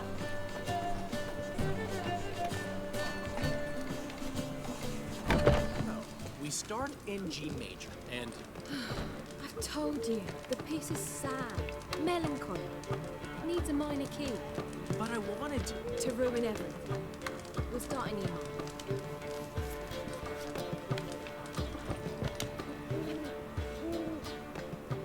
Well, well. See, the crew's been hard at work. Not bad.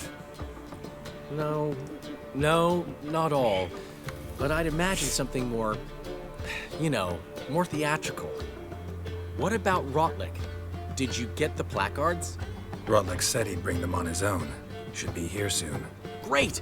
The best way I can think of to promote the chameleon. What about choreography? Prepared anything special for the opening? We haven't. But Polly has. She's priceless. Came in and brought the girls in line before I could say knickers. Premier will have the audience on their feet, on their knees, both at the same time. Never mentioned wanting to change the name. Rosemary and Thyme wasn't all bad, but it conjured images of Temerian cuisine served by waitresses in peasant garb. Chameleon's a lot better for a cabaret, apart from which it emphasizes that the place has undergone a transformation. Just a better ring to it all round. Guess everything's ready. So when's the opening? Soon. We start our dress rehearsal in an hour. I just need to nip back home for my dress.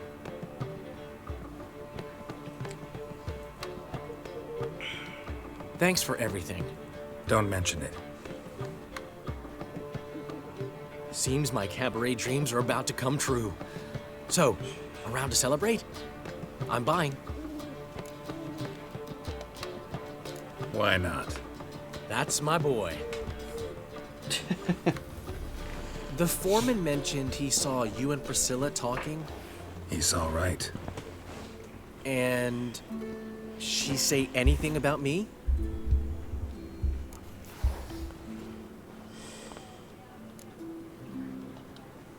She said something that made me think she's not entirely normal. What? That you're responsible, got your feet planted firmly on the ground. You're pulling my leg. Not this time.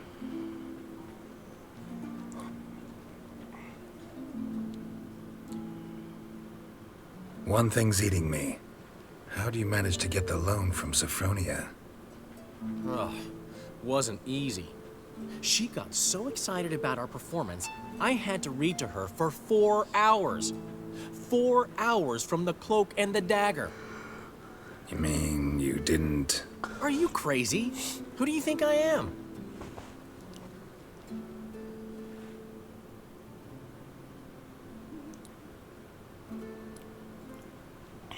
She's late, of course. She knew how important this night was to me. Of course she did.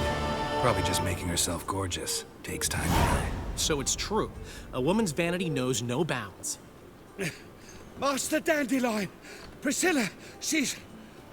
What? Speak, man. She's badly, been attacked. They took her to Vulmerius Hospital. Attacked? She's hurt? Geralt, come with me, please. Of course. Let's go. I forgot about this.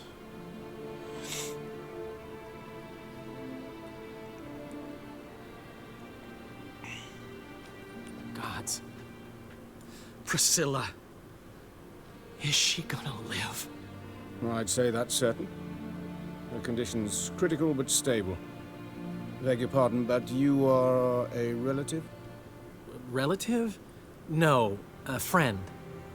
A very close friend. Dandelion, correct? She uttered the name in her few moments of lucidity. I am Joachim von Gratz, head of surgery. Until recently, a lecturer at Oxenfurt Academy. Enough of the courtesies. What are her injuries, besides her eye? A concussion, cranial swelling, incision into her larynx, and scalding inside the throat and esophagus. Clearly someone forced her to imbibe a caustic fluid. So this was no ordinary attack, no robbery. Clearly not. It was the act of a demented mind, and not its first. How can you know that? I've seen wounds like this. They're not the kind one would forget, don't you agree? In fact, just this week, a corpse turned up in the morgue with similar injuries. And no heart. No heart? You mean that might have happened to Priscilla? Is someone looking into this? This is Novigrad. Only the innocent burn here. Geralt, I know I owe you 100 times over, but I need to ask you another favor. Find the bastard who did this. Find him and kill him. Don't need any convincing. Come on, Dandelion. Let's think about what we can do. I would suggest examining the previous victim's corpse. It has yet to be autopsied. Doing so could very well provide some clues. No need to look astonished, gentlemen. As a surgeon, I know the importance of preventive medicine. Rather than wait for this maniac to strike again, I'd prefer to excise him. Not unlike a tumor. Great analogy, but this tumor's not gonna sit there, wait to be excised. Appreciate the help, but I doubt you know what you're getting yourself into. I know perfectly well, and I assure you I can take care of myself. Easy assurance to make, harder to back up, especially if you've spent your whole life wielding a scalpel, not a sword. Look at this scar. Don't be shy. Any idea what leaves such a mark? A flail. Morningstar, maybe. What do you think? A blow sustained at the operating table? No? Let me repeat. I know what I'm doing, and I wish to help. Think they'll let me into the morgue? By the main entrance, certainly not. But you can also get inside through the sewers. The sewers? Travel them often, Doctor? As often as required for, the pursuit of preventive medicine. Alternative treatments. Aggressive ones, I'm guessing. Interesting. We can discuss this en route. Are you ready? Mm-hmm. Ready and intrigued. I'll get whoever did this, Dandelion. Even if it's Hierarch Hemmelfart himself. Thanks.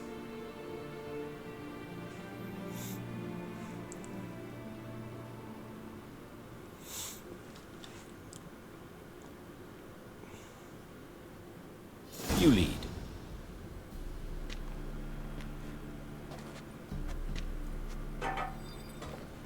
So, preventive medicine you practice in the sewers. What's that about? Think. Sewing up drowner victims can grow awfully tedious. Is it not? Hear that? Been hearing it for a while. Draw your weapon.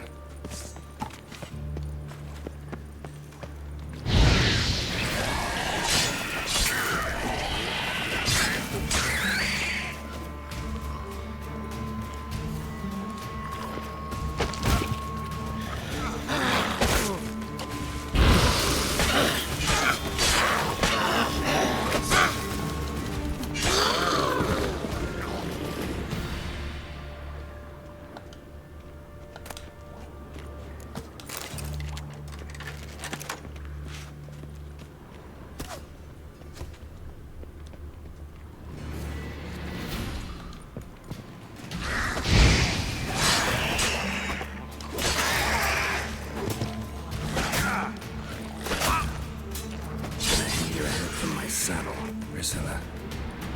How's it look? Give it to me straight, no sugarcoating. Her wounds will heal, but it's her voice that concerns me. Surely you understand what a terrible blow that would be to a Troberet. Enough to strip her of the will to live. Any remedy for that? I fear only your friend Dandelion can be of help on that count.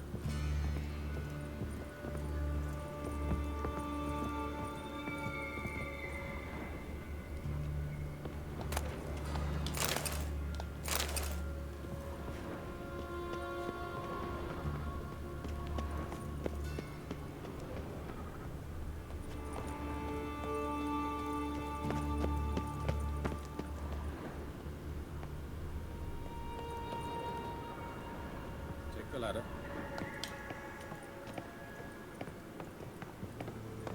This is the place. Come, the quicker we take care of this, the better. Why? Got somewhere to be? Someone might disturb us. The coroner, for example. Or Reverend Nathaniel Custody. Very well. We seek the corpse of a dwarven woodcarver.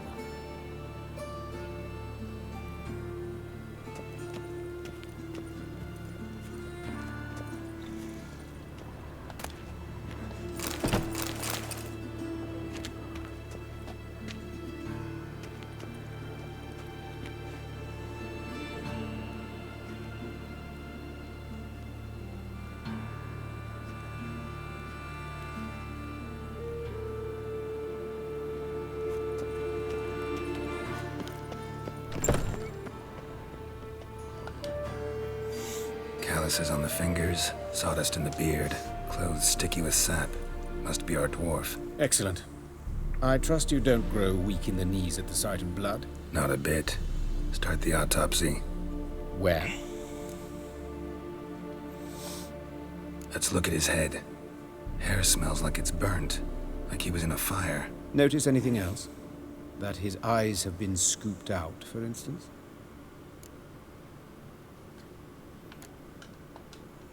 Those burn marks I see in his eye sockets. Yes, and some grey dust. Ash, it seems. Very fine. Murderer gouged out his eyes, then put burning coals in the sockets. So it seems. Looking at the wounds, it appears our woodcarver was still alive when it happened.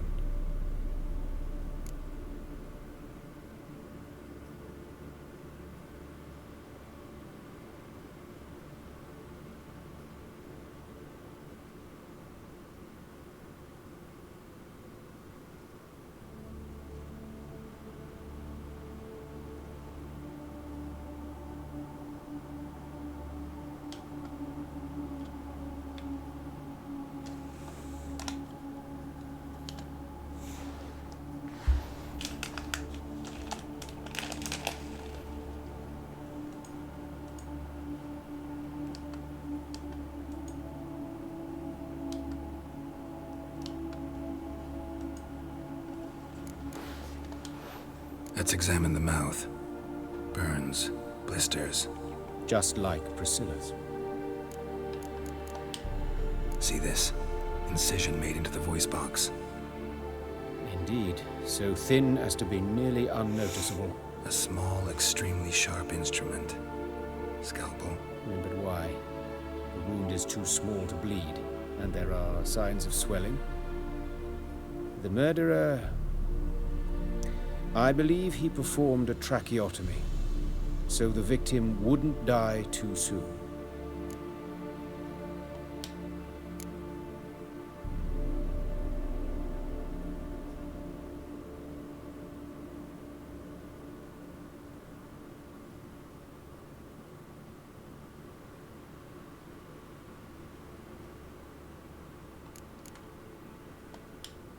Let's examine his torso. What have we here? Deep wound on the left side of his rib cage, and a scar the length of his stomach.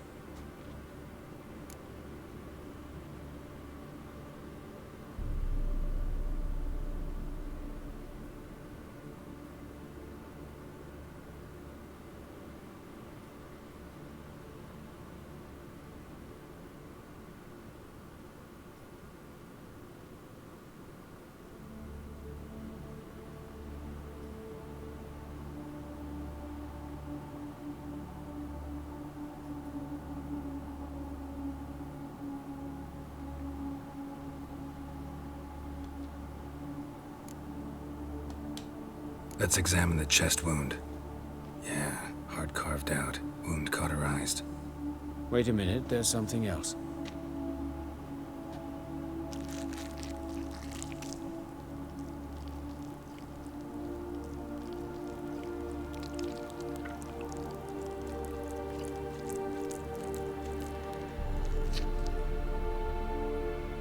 An egg from an amphibian. A salamander? Scorched but intact. I attended some lectures in herpetology as a student. Afraid I don't recall any amphibians that would lay eggs in corpses. So either Professor Cochrane was deeply mistaken, or this is our murderer's doing.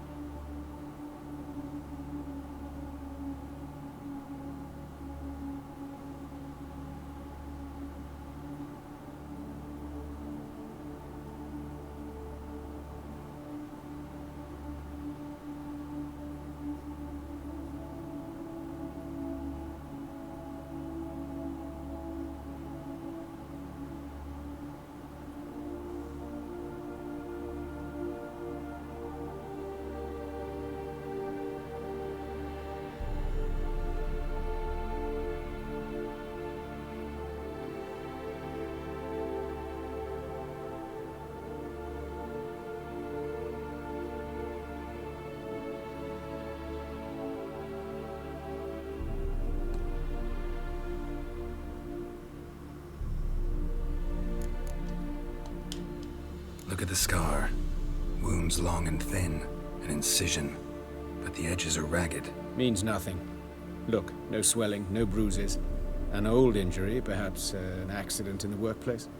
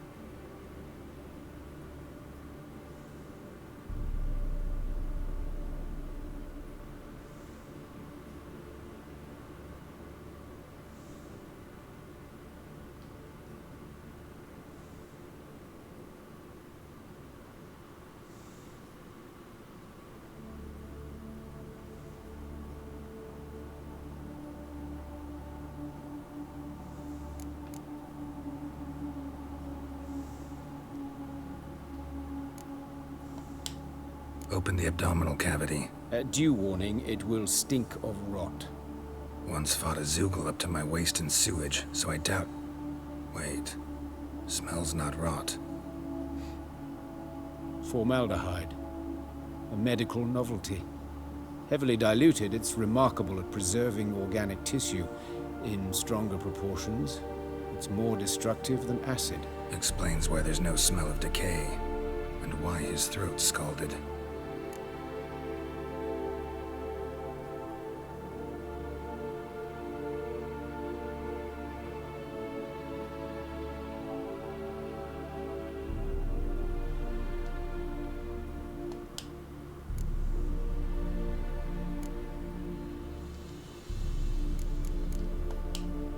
Look at his hands. These welts.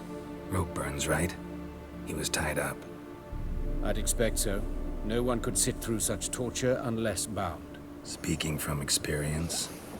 Yes, that of a victim. Spent a year in the dungeons of Tretogor. Long story. Some other time, maybe. See the callus? Our dwarf wore a ring, but someone took it off him. See anything interesting on his legs? His right foot. The ankle swollen, toenails broken. He clearly kicked something very hard. Right before he kicked the bucket. Doesn't strike me as the right time for jokes. Apologies. We surgeons, we've a different sensibility. Mm-hmm. And a different sense of humor. His genitals. We ought to inspect those. I sincerely doubt they bear any relation to the matter. We'll see. Pull down his trousers and... shit. Syphilis, actually. Early stages. No sign of diffusion. Think there could be a connection? Only as the killer's potential motivation. All right. Think I know enough. Enlighten me, please, because I've still no notion what this is about. What the motive might have been.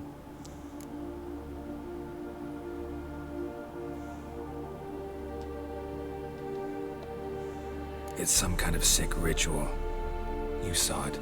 Burns in the eye sockets, cavity where the heart should be, scalding liquid, all centering on warmth, heat, fire. A fire eternal. It's a lead worth following. Any idea what his name was? Fabian Meyer. And I'm Hubert Reich, the coroner.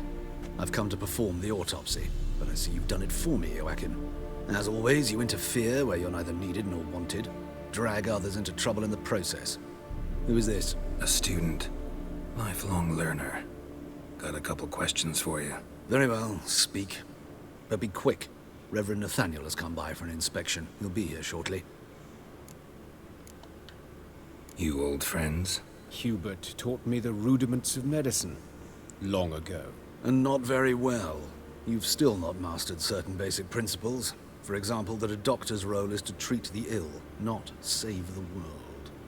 You've not changed a bit. A compliment? No, a statement of fact. 30 years, and you've not changed a bit. Woodcarver's body. Where was it found? It's important. Plan to investigate? Exciting. He died in his workshop south of the Market Square, just beside the gate to Far Corners. That poor Trebyritz was attacked there. City's abuzz about it. But the woodcarver, Eustace the corpse collector, brought us the body. You should speak to him. Saw him just around the corner near... Oh, greetings, Your Reverence. Who are these people? I believe I made it clear no one's to be allowed in, under any circumstances. You did, but they're friends of the deceased. Here to collect the body. Out of the question. Show them out at once. As Your Reverence wishes. Gentlemen, follow me. You shall leave via another route. Why'd you cover for us? I was covering my own arse. If Reverend Nathaniel had learned someone had entered the morgue, then cut open a corpse without his permission, I'd be in deep trouble. You didn't give that a thought, did you, Joachim? As ever. Well, while I don't approve of your willfulness, I also wish to see this murderer hang. So, should I learn anything new related to this case, I will let you know. Thank you.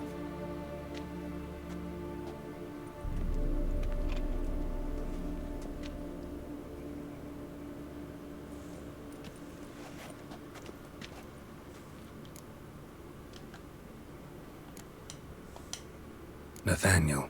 Who is he? A scoundrel. A rogue. Like every man who wears the robes of the Eternal Fire. Most are scoundrels before they ever put on the robes. True in his case as well. Before he donned the frock, Nathaniel was a torturer. Delighted especially in torturing women. Later, Hierarch Hemmelfart appointed him to oversee the morgue. He deals with the temple guard, supervises cremations, conducts funeral masses in the temple on the Isle, and so forth. Dream job. Might have told me you know the coroner. We could have skipped the trip through the sewers. I know him, thus I avoid him. I've said enough on the subject.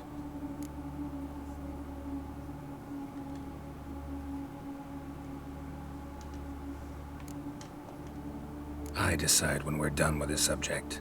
What's your connection to him? An old story, but if you insist. The student protests in 1242, you've heard of them? I led them. Hubert, however, denounced me to the authorities. I landed in prison. There you have it. What will you do now? Plenty of leads.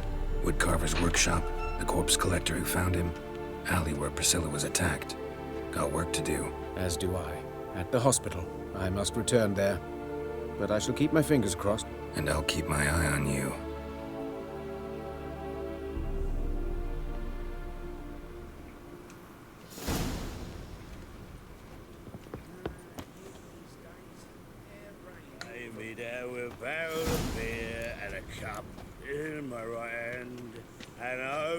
coffin, sing this cheer. He died. Well, well, another freak.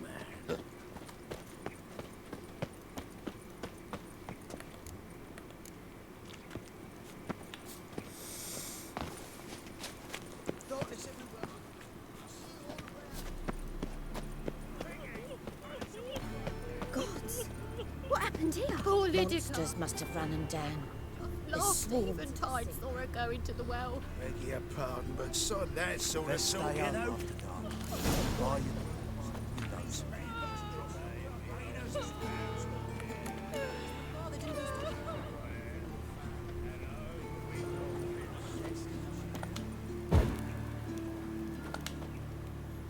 You Eustace, the corpse collector? Aye? How'd you know?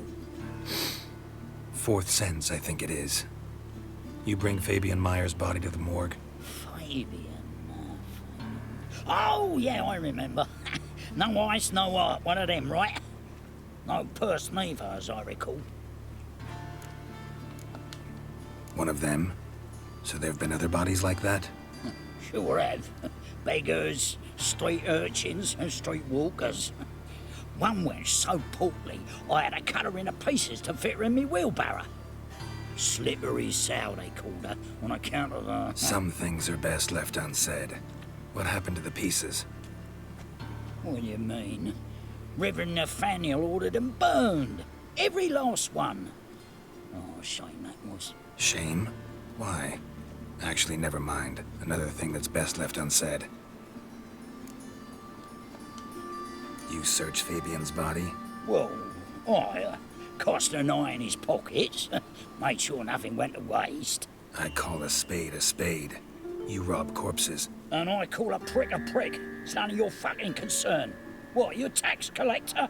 Piss off, mutant.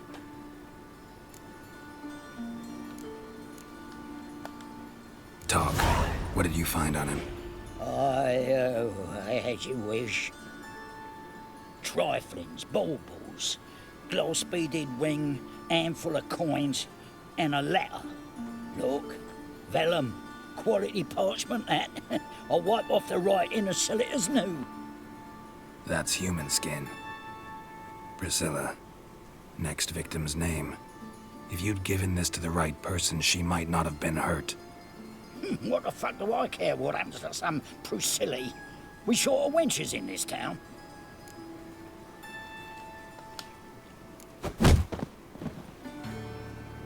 Oi, fucking hell! What was that for? For everything.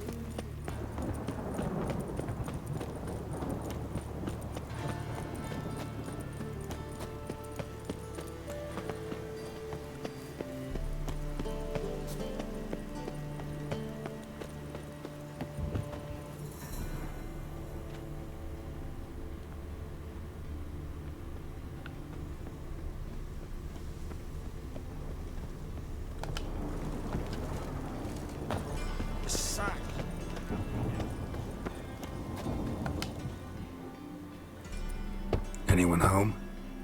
Begone, or I'll sick me hounds on you. Molly, Striga, come! Relax. I'm here about Fabian Meyer, looking for his killer. That's altogether different. Sit, you stupid mutts, lie down. Come on then. Slowly now, lest they bite you.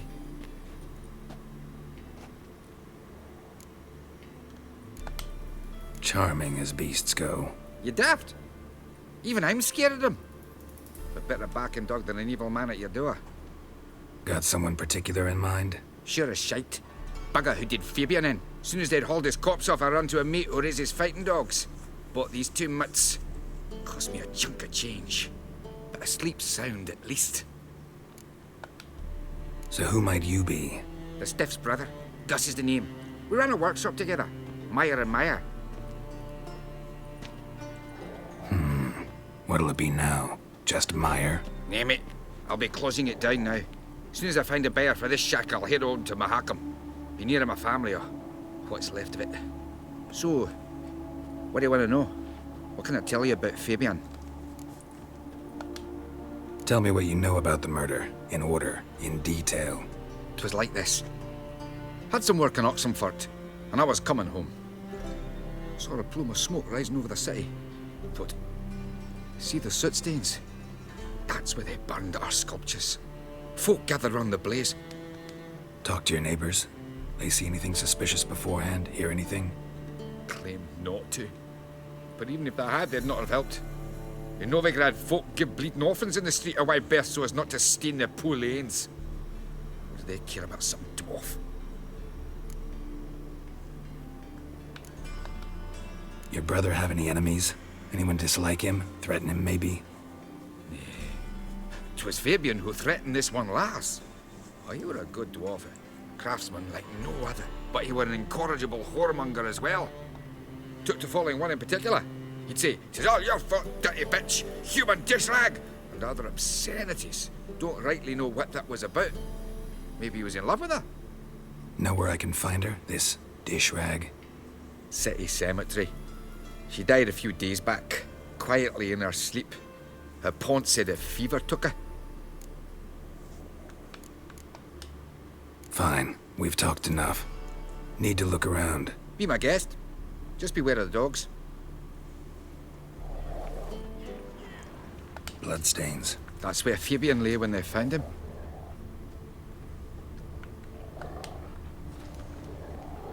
Murderer dragged something heavy. Statues. Or a corpse.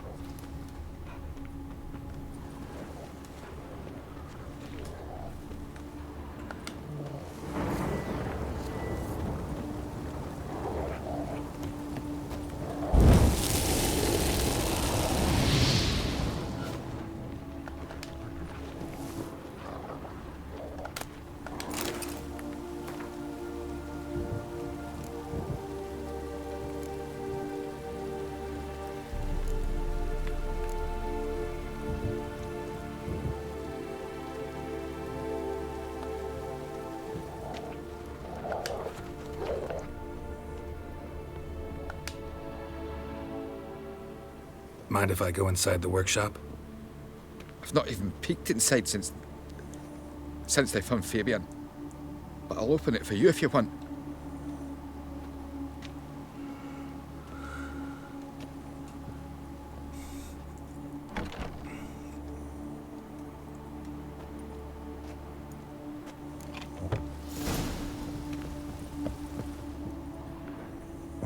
More bloodstains. But not near enough to say he bled to death. Unless somebody got rid of the blood. Left a few stains behind. Eyes. Humanoid.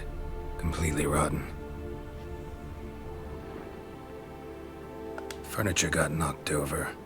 This looks like it was kicked. Formaldehyde. Doubt Fabian used it. Nothing here. Aye. Already know what happened. Fabian was in the workshop. Murderer attacked him there. They struggled. Fabian was overpowered. Then tortured. For a time. I needn't know the details. Truth be told, I hadn't the stomach for him. When it was over, the murderer dragged Fabian to the courtyard. Then made a pyre of sculptures, set them aflame. But why? Why do all that? To teach a lesson. To him, you, the whole city. Fine, we've talked enough. Won't learn anything else here. Take care.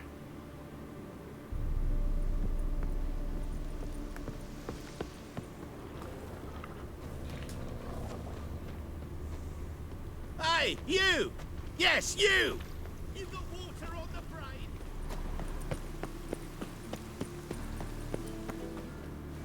Oi, Witcher! coroner wants to see you. Been another victim. Told me to say the main door will be open for you. You're to come as soon as you can.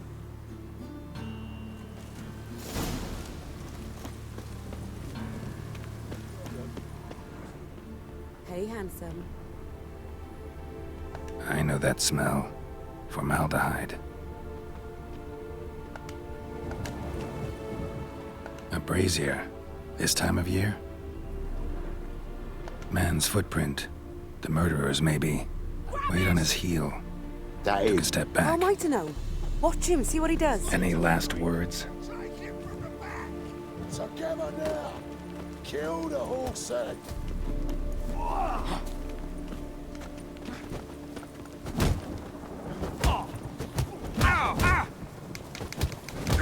Son of a whore! Eye for an eye!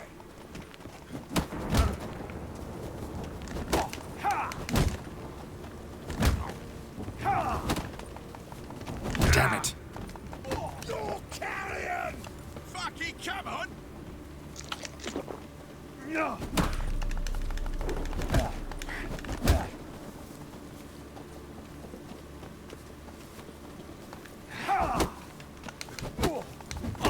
That's it, you're in for it!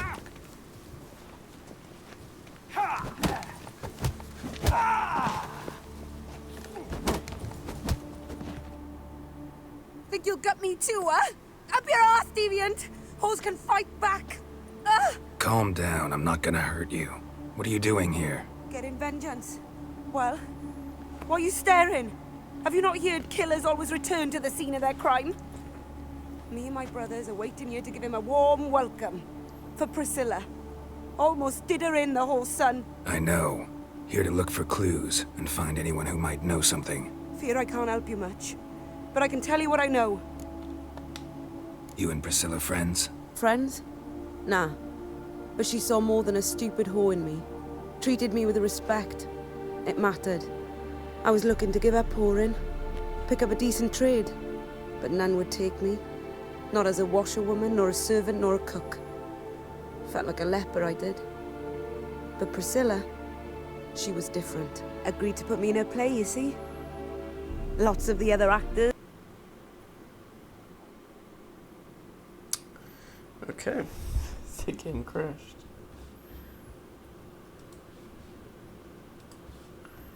And that's that.